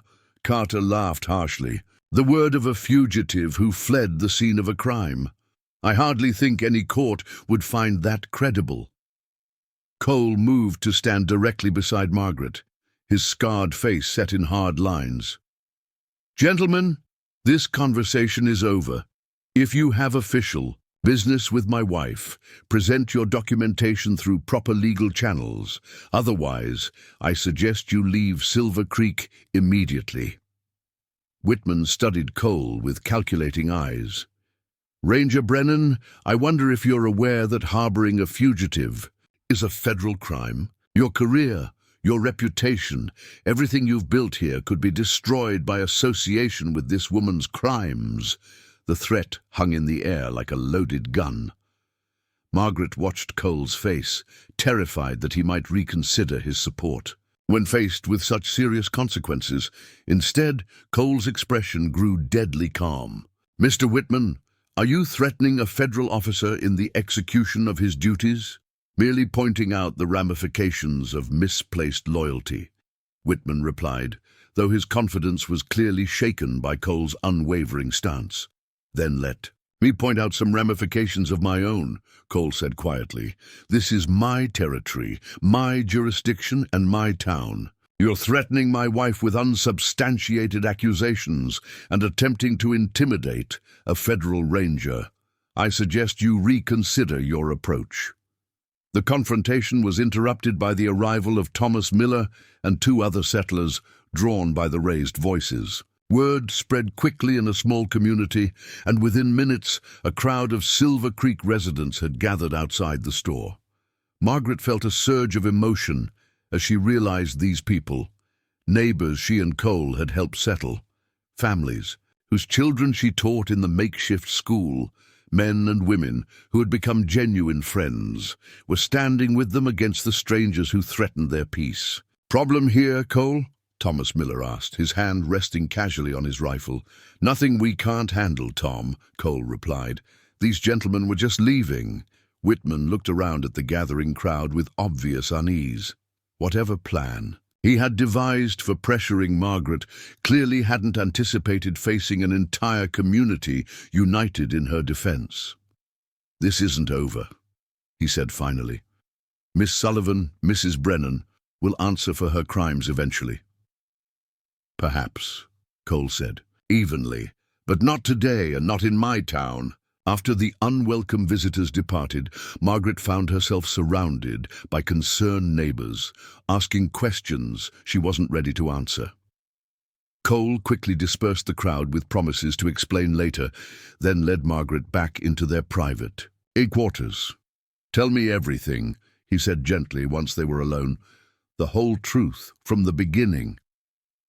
Margaret sank into a chair, suddenly exhausted by the morning's revelations. "My father was Thomas Sullivan, president of First National Bank of Philadelphia. Frederick Lawrence was his business partner and closest friend, or so we thought." She told Cole the entire story. Her father's discovery of Lawrence's embezzlement, the confrontation that led to murder, her desperate flight west to escape Lawrence's threats. She explained about the hidden documents that could prove Lawrence's guilt and her fear that he would kill her to prevent her testimony. "So the marriage arrangement with Daniel Hayes was your escape plan," Cole said when she finished. "Yes. I thought if I could disappear into a new identity as a rancher's wife, Lawrence would never find me." Margaret's laugh was bitter. "Instead, I found something much better than I was running toward, and now it's all threatened by what I was running from." Cole was quiet for a long moment, processing everything she had revealed. Margaret watched his face anxiously, terrified that learning the full extent of her dangerous past would change his feelings toward her. "Margaret," he said finally, "why didn't you trust me with this information before? We're married. Your problems are my problems because I was afraid," Margaret admitted. "Afraid you'd think I was more trouble than I was worth. Afraid you'd send me away to protect yourself and the town." Cole moved to kneel beside her chair, taking her hands in his. "Do you really think so little of my character? Or of what we've built together?" "No," Margaret whispered. "But Cole, you heard what that man said. Harboring a fugitive could destroy your career, your reputation. Everything you've worked for could be lost because of me." Cole's scarred face was fierce with determination. "Margaret, listen to me carefully. You are not a fugitive. You're an innocent woman who witnessed a murder and fled for her life. Lawrence is the criminal, and somehow we're going to prove it. How? I have no access to the evidence I hid in Philadelphia. It's my word against his, and he has money and influence on his side." "Then we find another way," Cole said firmly.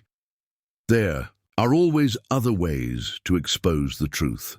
Over the following days, Cole threw himself into researching Frederick Lawrence and the circumstances surrounding Thomas Sullivan's death. He sent telegrams to contacts in law enforcement, requested newspaper accounts of the incident, and began building a case based on the information Margaret provided. Margaret, meanwhile, struggled with guilt over bringing danger to Silver Creek. The community she and Cole had worked so hard to build was now threatened by her past, and she couldn't escape the feeling that she should leave to protect the people who had become like family to her. "You're not going anywhere," Cole said firmly when she voiced these thoughts. "Running away didn't solve the problem before, and it won't solve it now. We face this together, or we don't face it at all."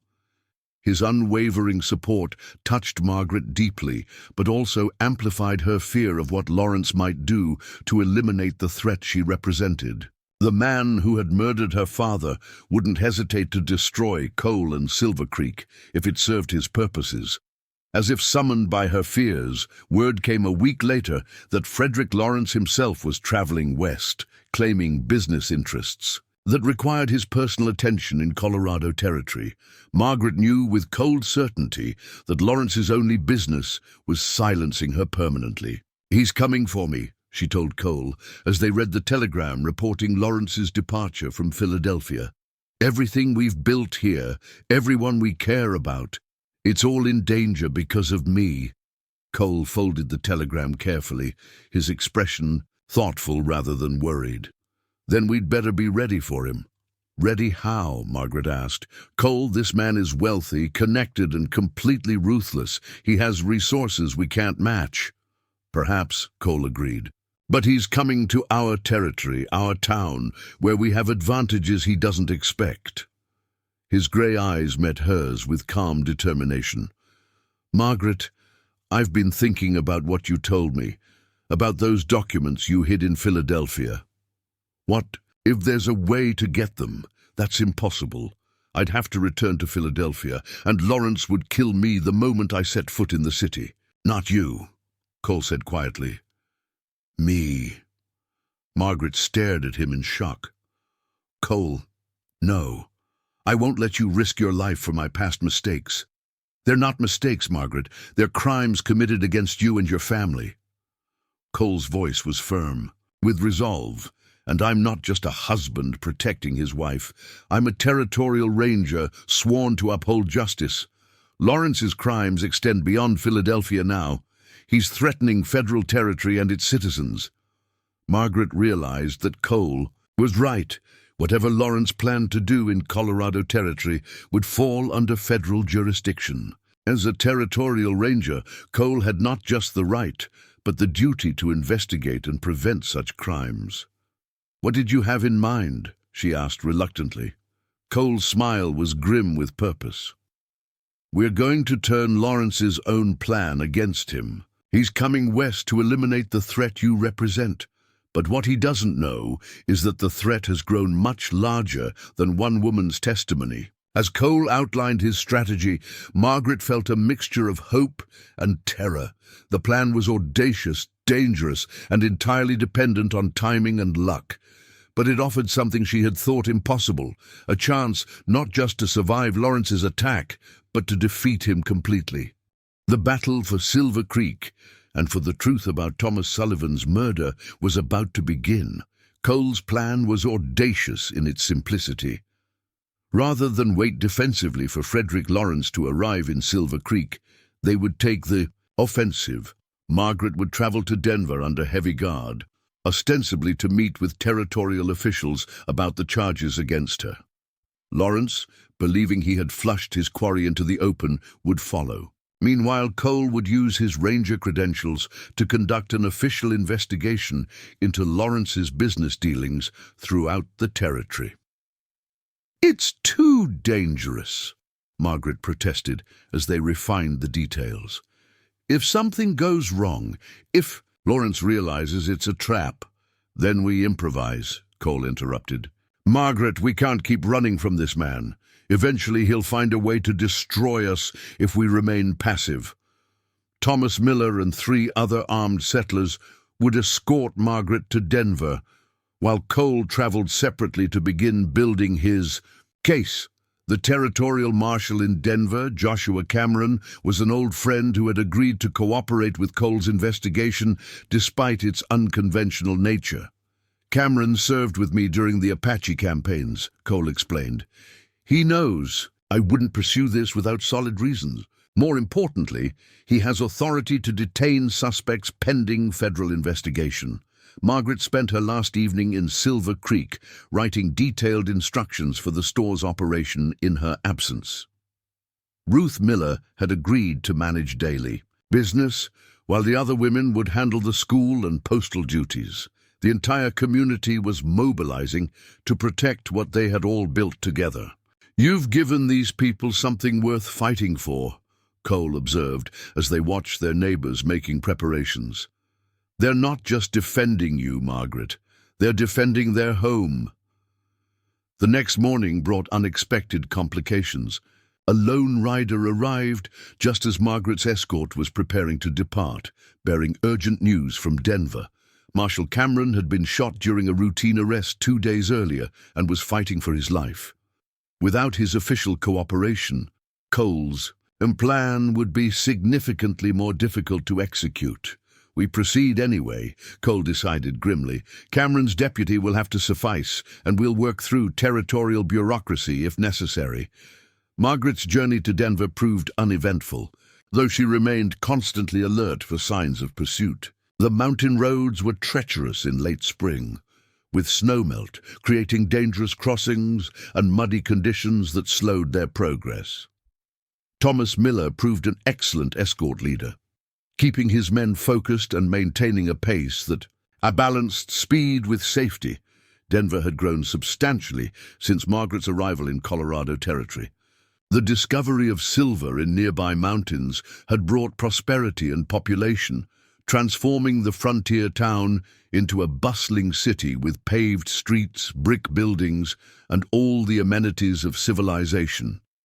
Deputy Marshal William Hayes, ironically, sharing a surname with Margaret's fictional intended husband, was a competent but overwhelmed young man struggling to manage Cameron's responsibilities.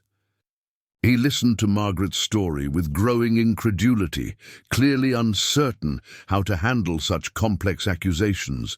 "Mrs. Brennan, these are serious charges you're making against a prominent Philadelphia businessman," Hayes said carefully. "Without Marshal Cameron's guidance, I'm reluctant to take action that might create diplomatic complications." "Deputy Hayes," Margaret replied with the authority she had learned to project during her months in Silver Creek, "I'm not asking you to arrest anyone based solely on my testimony. I'm asking you to investigate when that man arrives in your city, which he will do very soon." Her prediction proved accurate.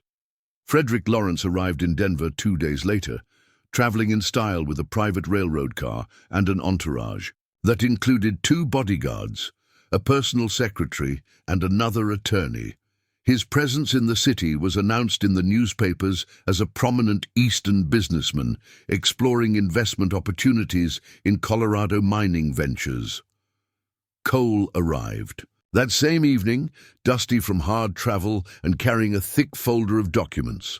His investigation had proven more fruitful than anticipated. Lawrence's business dealings throughout the territory had left a trail of questionable transactions, unpaid debts, and suspicious partnerships. "He's been using Western investments to launder embezzled funds," Cole explained to Margaret and Deputy Hayes. "Creates mining companies that exist only on paper, moves money through multiple banks, then reports losses to justify missing capital." Deputy Hayes examined the documentation with growing interest.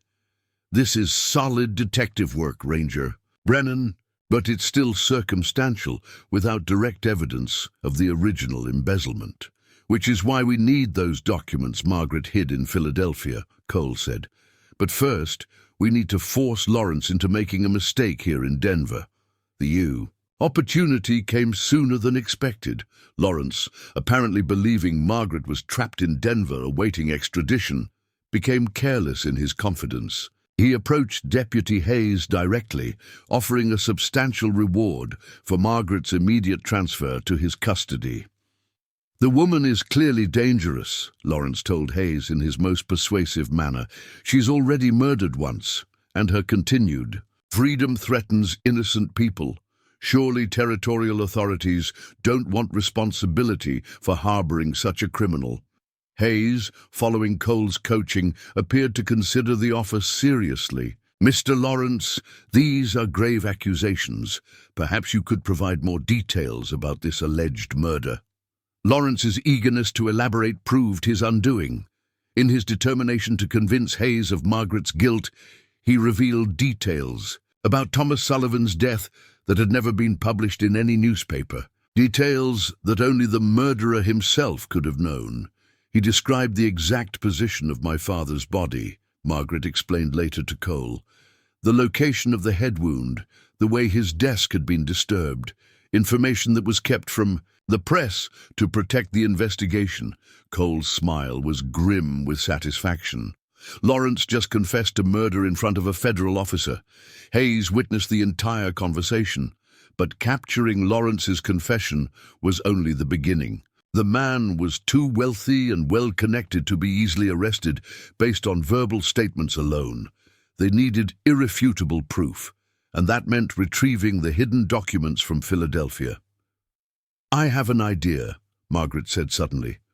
"What if Lawrence himself provides us with access to those documents?" Cole and Hayes stared at her in confusion. "How could that possibly work?" Cole asked. Margaret's smile held a cunning that surprised both men. By making him desperate enough to retrieve them himself. Lawrence believes those documents could incriminate him, but he also knows they're the only things that could clear my name completely. If we convince him that I'm about to access them remotely, he'll rush back to Philadelphia to destroy them." Cole finished, understanding dawning on his face. "And we follow him there." The plan required precise timing and considerable acting ability from all involved. Hayes would arrange for Margaret to send a telegraph to a fictional associate in Philadelphia, requesting that the hidden documents be retrieved and forwarded to Denver. The telegraph would be sent from the main office during busy hours when Lawrence's people were likely to overhear. Margaret's message was carefully crafted to sound authentic. "Documents urgent for legal defense. Stop hidden location. Known to trusted friends. Stop forward immediately to Denver Territorial Court. Stop." As anticipated, Lawrence learned of the telegraph within hours. His reaction was swift and predictable. He immediately booked passage on the next eastbound train, claiming urgent business matters required his personal attention in Philadelphia. "He's terrified," Cole observed, as they watched Lawrence's hasty preparations. "An innocent man wouldn't abandon his Western business trip to chase after documents that supposedly don't exist." Cole and Margaret boarded the same eastbound train, traveling in disguise and maintaining careful distance from Lawrence's party. The journey to Philadelphia would take 6 days, providing ample opportunity to observe Lawrence's behavior and plan their approach to the hidden documents. During the long hours of train travel, Margaret found herself reflecting on the extraordinary changes in her life. A year ago, she had fled Philadelphia as a frightened witness with nothing but the clothes on her back. Now she was returning as a confident woman with a devoted husband, a thriving business, and an entire community depending on her success. "Nervous about going back?" Cole asked, as they watched the familiar landscapes of her childhood pass by the window. "Strangely, no," Margaret replied. "Philadelphia feels like another person's life now. My real life is in Silver Creek, with you." Cole's hand found hers, their fingers intertwining with the natural ease of established intimacy.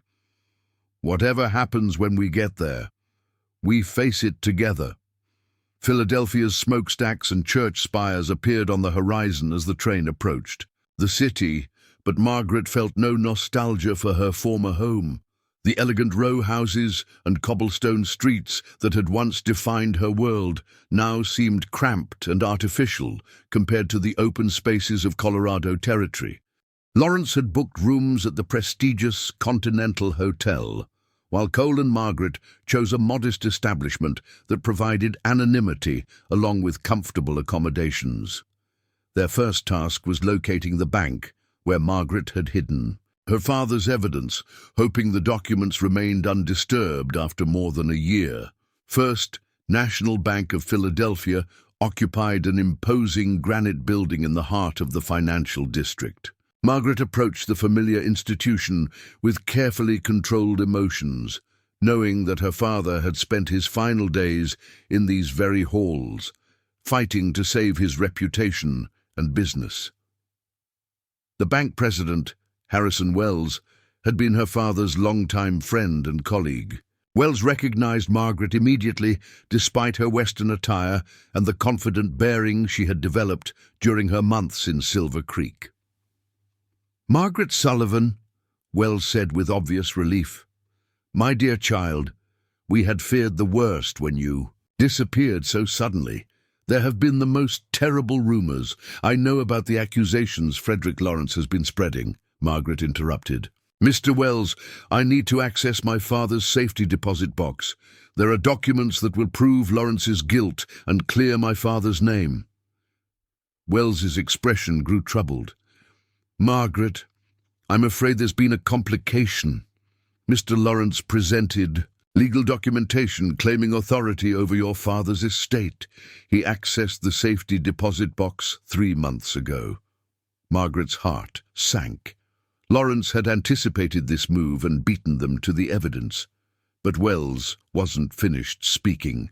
"However," he continued with a slight smile, "your father was a cautious man. He maintained a second private vault that Lawrence knew nothing about. The documents you're seeking are quite safe." Relief flooded through Margaret as Wells led them to a secure area of the bank she had never seen before. Her father had indeed been thorough in protecting the evidence of Lawrence's crimes, creating multiple safeguards to ensure the truth would eventually emerge. The documents were exactly as Margaret remembered. Ledgers showing diverted funds, correspondence proving Lawrence's deception, and her father's detailed notes documenting his discovery of the embezzlement. More importantly, there were additional papers she hadn't known existed, copies of telegrams between Lawrence and his associates discussing the murder and plans to frame Margaret for the missing money. "This is enough to hang him," Cole said, grimly as he examined the evidence. "Written proof of murder, embezzlement, and conspiracy. Lawrence is finished." But their moment of triumph was interrupted by the sound of approaching footsteps. Lawrence himself appeared in the vault area, flanked by 2 armed men and accompanied by a Philadelphia police officer. "Mr. Wells," Lawrence said smoothly, "I believe you're harboring a fugitive from justice. This woman is wanted for serious crimes, and I must insist on her immediate arrest." The police officer, clearly uncomfortable with the situation, looked between Lawrence and Margaret uncertainly. "Ma'am, I'm going to need you to come with me for questioning." Cole stepped forward, his ranger's badge clearly visible. "Officer, I'm Cole Brennan, Territorial Ranger with Federal Authority. This woman is under my protection, and these documents provide evidence of Mr. Lawrence's criminal activities." Lawrence's confident expression faltered as he recognized Cole and realized their carefully planned trap was closing around him. "You have no jurisdiction here, Ranger. This is a local matter. Murder and embezzlement that crosses state lines becomes a federal matter," Cole replied calmly.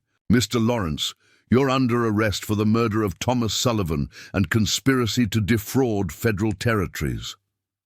The confrontation in the bank vault became a standoff, with Lawrence's hired guns facing Cole's steady determination. Margaret clutched the precious documents, knowing they represented not just her father's vindication, but the future of everyone in Silver Creek. "You can't prove anything," Lawrence snarled, his cultured facade cracking under pressure. "It's the word of a fugitive and a frontier lawman against a respected businessman." Margaret stepped forward, her voice clear and strong. "Frederick, you forgot something important when you tried to frame me for your crimes." "What's that?" Lawrence demanded.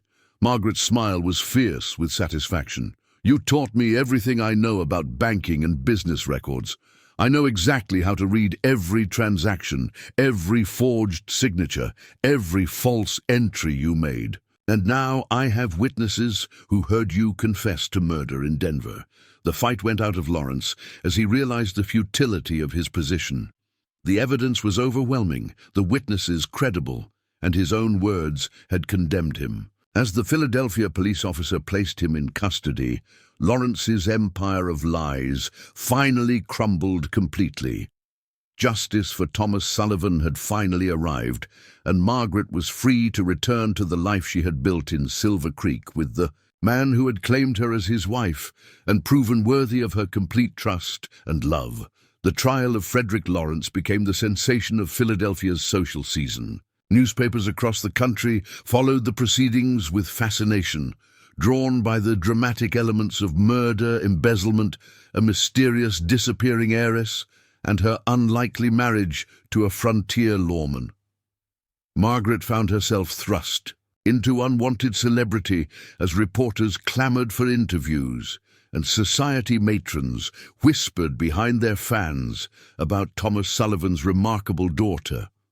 "I never imagined coming home would create such a spectacle," Margaret confided to Cole as they walked through Rittenhouse Square, trying to escape another persistent journalist. 3 weeks had passed since Lawrence's arrest, and the preliminary hearings had attracted crowds that packed the courthouse daily.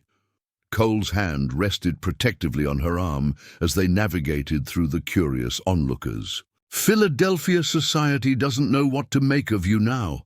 You're not the grieving daughter they expected or the criminal Lawrence painted you to be." Indeed, Margaret had surprised everyone with her transformation. The frightened woman who had fled the city over a year ago had returned as a confident frontier businesswoman who spoke knowledgeably about territorial law, mining claims, and community development. Her testimony during the preliminary hearings had been clear, detailed, and devastatingly effective against Lawrence's increasingly desperate defense. The most dramatic moment had come when Margaret's attorney presented evidence of Lawrence's Western criminal activities. Cole's investigation had uncovered a network of fraudulent mining investments that stretched across 3 territories, victimizing dozens of investors and legitimate businesses. Lawrence had used embezzled funds from Thomas Sullivan's bank to finance these schemes, creating a web of deceit that guaranteed his eventual downfall. The defendant's criminal activities extended far beyond the murder of Thomas Sullivan. Prosecutor James Mitchell had declared during opening arguments, Frederick Lawrence systematically looted one of Philadelphia's most respected financial institutions, then murdered his partner to conceal his crimes. When that wasn't sufficient, he pursued the victim's daughter across the continent, attempting to eliminate the only witness to his guilt. Lawrence's defense attorney, the expensive and previously confident Marcus Thornton, struggled to counter the mountain of evidence against his client. His strategy of portraying Margaret as an unstable woman seeking revenge for her father's business. Failures collapsed when faced with Lawrence's own recorded confessions and the testimony of multiple witnesses. "Mrs. Brennan," Thornton had attempted during cross-examination, "isn't it true that you fled Philadelphia because you knew your father had discovered your own embezzlement activities?" Margaret's response had silenced the courtroom. "Mr. Thornton, I fled Philadelphia because I watched Frederick Lawrence murder my father with a bronze paperweight, then threatened to kill me if I reported what I had witnessed. Everything else is Frederick Lawrence's attempt to escape justice for his crimes." The trial's outcome became inevitable as witness after witness confirmed Lawrence's guilt. Bank employees testified about missing funds and altered records. Territorial officials described his fraudulent Western investments. Most damaging of all, Deputy Marshal Hayes recounted Lawrence's detailed confession about Thomas Sullivan's murder, information that only the killer could have possessed. But the legal proceedings were only part of Margaret's Philadelphia experience. More challenging was dealing with the social and financial complications of her father's estate. Lawrence's embezzlement had bankrupted the bank, leaving Thomas Sullivan's reputation tarnished despite his innocence. Margaret faced the difficult task of rebuilding her family's name while liquidating assets to compensate the bank's depositors. "I could fight the creditors," she explained to Cole as they reviewed financial documents in their hotel suite. Father's personal assets were substantial enough to cover most of the bank's losses, but that would mean staying in Philadelphia for months, maybe years, tied up in legal battles. Cole studied her face carefully. "What do you want to do, Margaret? This is your inheritance, your family's legacy. The decision has to be yours." Margaret set down the papers and moved to the window overlooking the bustling city street. A year ago, these assets represented security, status, everything I thought I wanted. Now they feel like chains binding me to a past I've outgrown. And Silver Creek, Cole asked quietly. The trial concluded with Lawrence's conviction on multiple charges, including murder, embezzlement, fraud, and conspiracy. Judge Harrison Wheeler sentenced him to hang, delivering a scathing condemnation of his crimes. Frederick Lawrence betrayed every trust placed in him, Wheeler declared. He murdered his business partner, stole from depositors who believed their money was safe, and attempted to destroy an innocent woman's life to conceal his guilt. This court can conceive of no crime more deserving of the ultimate penalty. Margaret felt no satisfaction watching Lawrence led away in chains. His conviction restored her father's reputation and ensured justice, but it couldn't bring back Thomas Sullivan, or undo the year of fear and uncertainty his murder had caused. "How do you feel?" Cole asked as they left the courthouse for the final time. "Free," Margaret replied simply. "For the first time since Father's death, I feel completely free." Their departure from Philadelphia was deliberately quiet. Margaret had endured enough publicity to last a lifetime, and both she and Cole were eager to return to the simpler rhythms of Silver Creek. They boarded the westbound train with minimal luggage, having shipped their essential belongings ahead. Through the postal service, the journey home provided time for reflection and planning. Margaret had liquidated enough assets to fund significant improvements in Silver Creek. A proper school building, expanded general store, maybe even a small hotel to accommodate the growing number of travelers and prospective settlers. "What about the old hotel?" Cole asked as they discussed their plans. "Are you ready to give up our private quarters for the sake of paying guests?" Margaret laughed, the sound free and joyful in a way that had been impossible during their stressful weeks in Philadelphia. "I think we can spare a few rooms for visitors. Besides, we might need the space for other purposes eventually." Cole's expression grew tender as he understood her implication. "Are you saying what I think you're saying?"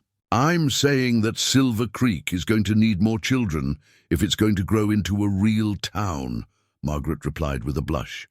"And I'm saying that I'd like our children to grow up in the place where their parents found love." Cole's response was to gather her into his arms for a kiss that drew amused glances from their fellow passengers. When they separated, both were breathless and eager to be home. "How long until we reach Denver?" Margaret asked. 3 more days, Cole replied. "Then another 2 days' ride to Silver Creek." "Too long," Margaret murmured against his ear, making him laugh with delight. The train pulled into Denver Station exactly on schedule, where they were met by Thomas Miller and Ruth, who had traveled to the city to escort them home and catch up on news from the trial. "The whole territory's been following the story in the newspapers," Ruth reported, as they loaded their belongings into the wagon. "You're famous from Colorado to California. Folks are calling you the bravest woman in the West."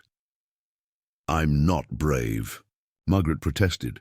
"I was just too stubborn to let Frederick Lawrence destroy everything good in my life." Thomas Miller chuckled.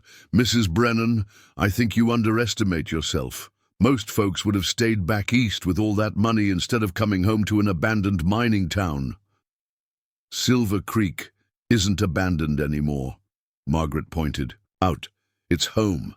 The familiar mountain roads had never looked more beautiful as they approached their destination. Spring had transformed the landscape with wildflowers and new growth, while the sound of rushing water from snowmelt streams provided a musical backdrop to their homecoming. But nothing had prepared Margaret for the sight that greeted them as they crested the final ridge above Silver Creek. The town spread below them like a small miracle, bustling with activity and prosperity that exceeded their most optimistic projections.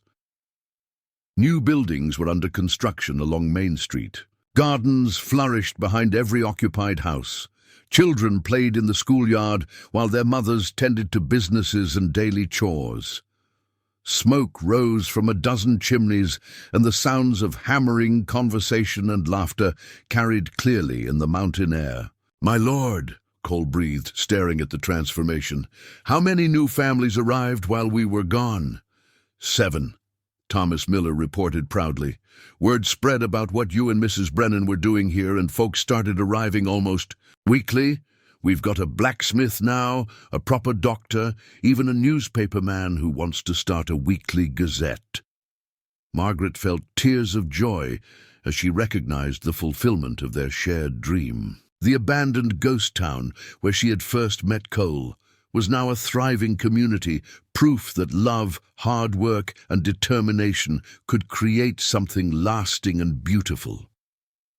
Their arrival sparked a spontaneous celebration as the entire town gathered to welcome them home.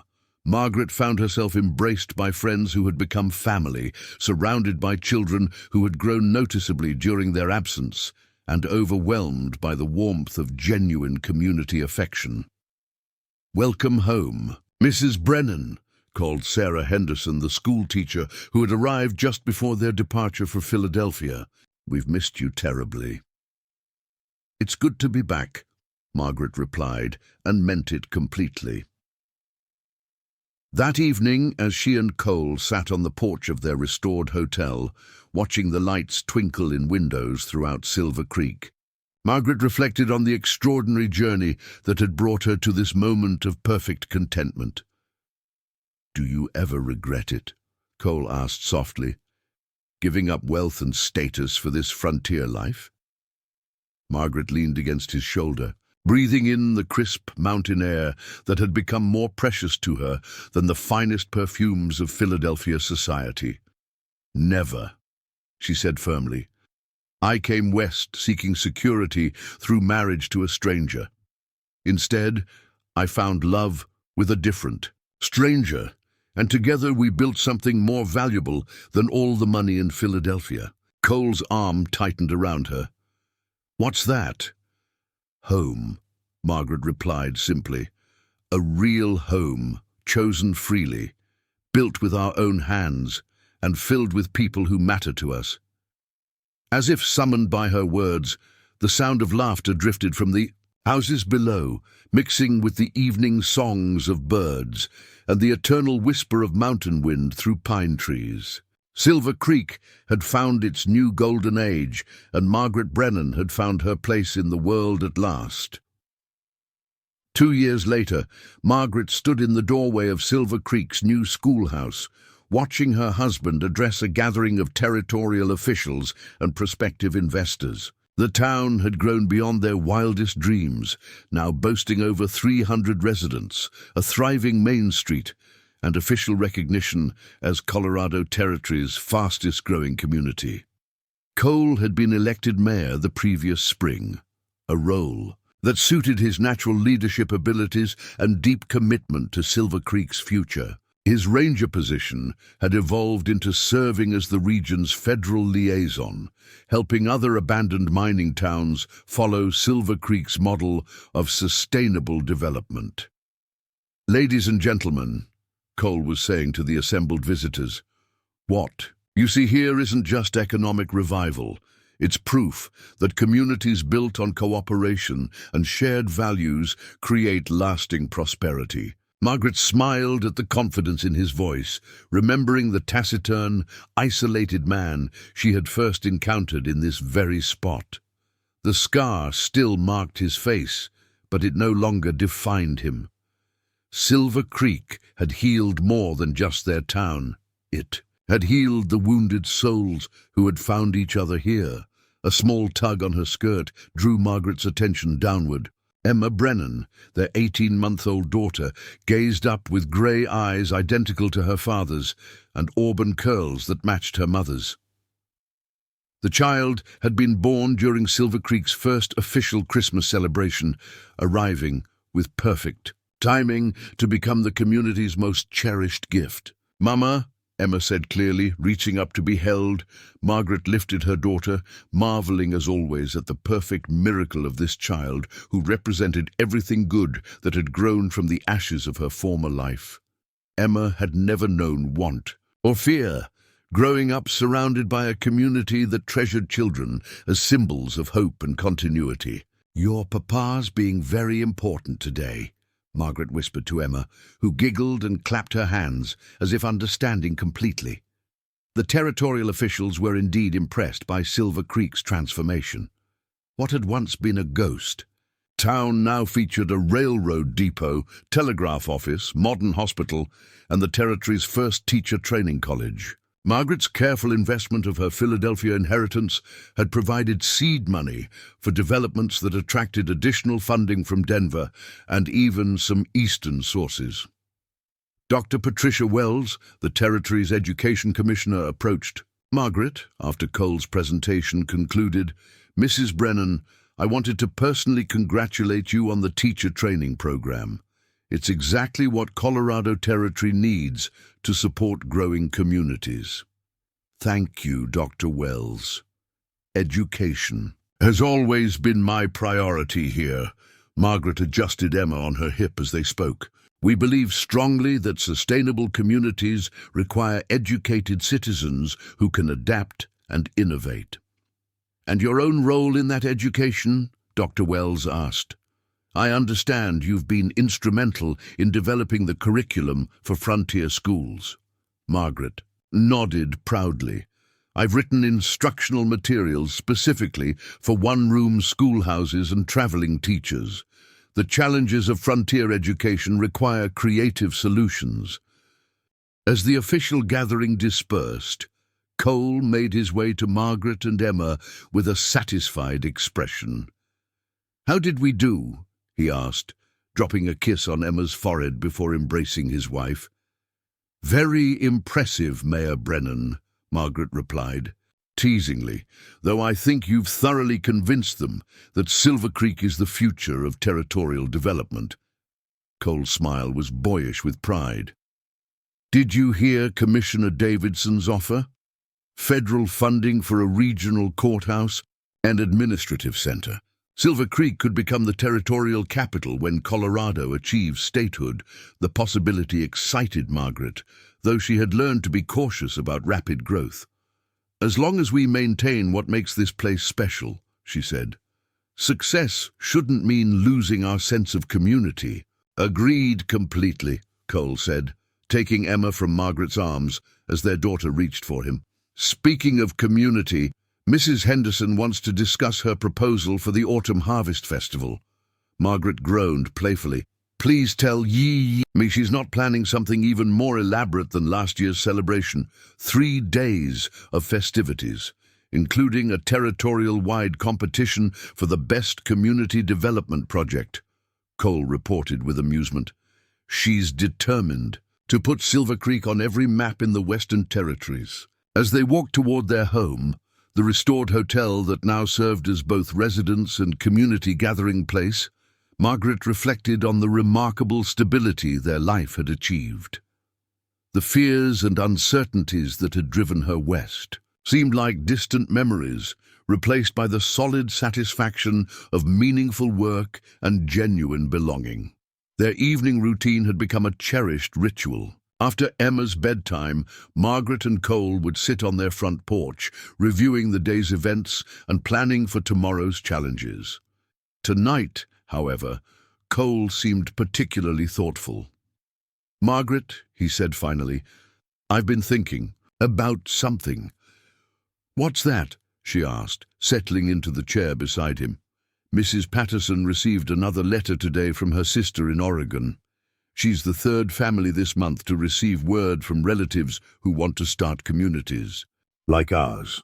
Margaret understood his implication immediately. "You're thinking about expansion, helping other abandoned towns follow our model." "The territorial governor has asked me to consider a position overseeing community development throughout Colorado and neighboring territories," Cole admitted. "It would mean traveling frequently, but it could help dozens of communities like Silver Creek find new life." Margaret considered the opportunity carefully. 2 years ago, she might have feared any change that threatened their hard-won security. Now, she felt confident enough in their relationship and community to embrace new challenges. "What would that mean for us practically?" she asked. "I'd be gone perhaps 1 week each month, consulting with struggling communities and potential investors. You'd essentially run Silver Creek in my absence, which you're already doing anyway." Cole's voice held affection and respect. "Margaret, you've become the person everyone turns to for solutions, officially recognizing that leadership seems natural." The suggestion appealed to Margaret more than she had expected. She had indeed become Silver Creek's unofficial chief administrator, managing everything from business licensing to infrastructure planning. Formalizing that role would provide interesting challenges while contributing to the broader territorial development. "And Emma," Margaret asked, thinking of their daughter's needs, "would grow up understanding that her parents' work helps entire communities thrive," Cole replied. "That seems like a valuable lesson." Margaret reached for his hand, intertwining their fingers in the gesture that had become their signature expression. "Of unity. When would this position begin?" "Next spring, if I accept. The governor wants to start with towns along the proposed railroad routes, then expand to more remote areas." Cole's excitement was evident, despite his attempt at professional. "Calm. Margaret, we could help create dozens of communities like Silver Creek." "Then you should accept," Margaret said without hesitation. "This is exactly the kind of work you were meant to do." Cole's surprise was obvious. "You're certain it would mean significant changes to our routine?" "Our routine has been changing constantly since the day we met," Margaret pointed out with a laugh. "Why stop now?" As if to emphasize her point, Emma's voice drifted from the nursery upstairs, calling for her parents with the imperious demand of a tired toddler. Margaret and Cole exchanged amused glances before heading inside to settle their daughter for the night. Later, as they prepared for bed in the comfortable privacy of their own room, Margaret found herself thinking about the incredible journey that had brought them to this moment of perfect contentment. "Cole," she said softly, "do you remember what you told me that first night in the parsonage? About life destroying whatever future you think you're building." Cole paused in brushing his hair, meeting her eyes in the mirror. "I remember. Why?" "Because I think we've proven that theory wrong," Margaret said, moving to stand behind him and wrapping her arms around his waist. "We built something together that has only grown stronger and more beautiful with time." Cole turned in her embrace, his scarred face tender with the love that had transformed both their lives. "We did, didn't we? Built something lasting from nothing but hope and determination." "And love," Margaret added, rising on her toes to kiss the scar that had once made him feel unworthy of happiness. "Most importantly, love." Outside their window, Silver Creek settled into peaceful sleep under a canopy of mountain stars. The ghost town where a desperate mail-order bride had once faced an uncertain future was now a thriving community where families grew and dreams flourished. Margaret had sought security through marriage to a stranger and found something infinitely more valuable, a partnership built on mutual respect, shared dreams, and the kind of love that transforms ordinary people into something extraordinary. As she drifted off to sleep in her husband's arms, surrounded by the sounds of home and community, Margaret smiled at the memory of the frightened woman who had stepped off a stagecoach 2 years ago. That woman could never have imagined the life that awaited her in this unexpected place with this remarkable man. The mail-order bride with a secret past had found her forever home at last, not in the safety she had sought, but in the love she had never dared to dream possible. Up next, you've got 2 more standout stories right on your screen. If this one hits the mark, you won't want to pass these up. Just click and check them out, and don't forget to subscribe and turn on the notification bell so you don't miss any upload from us.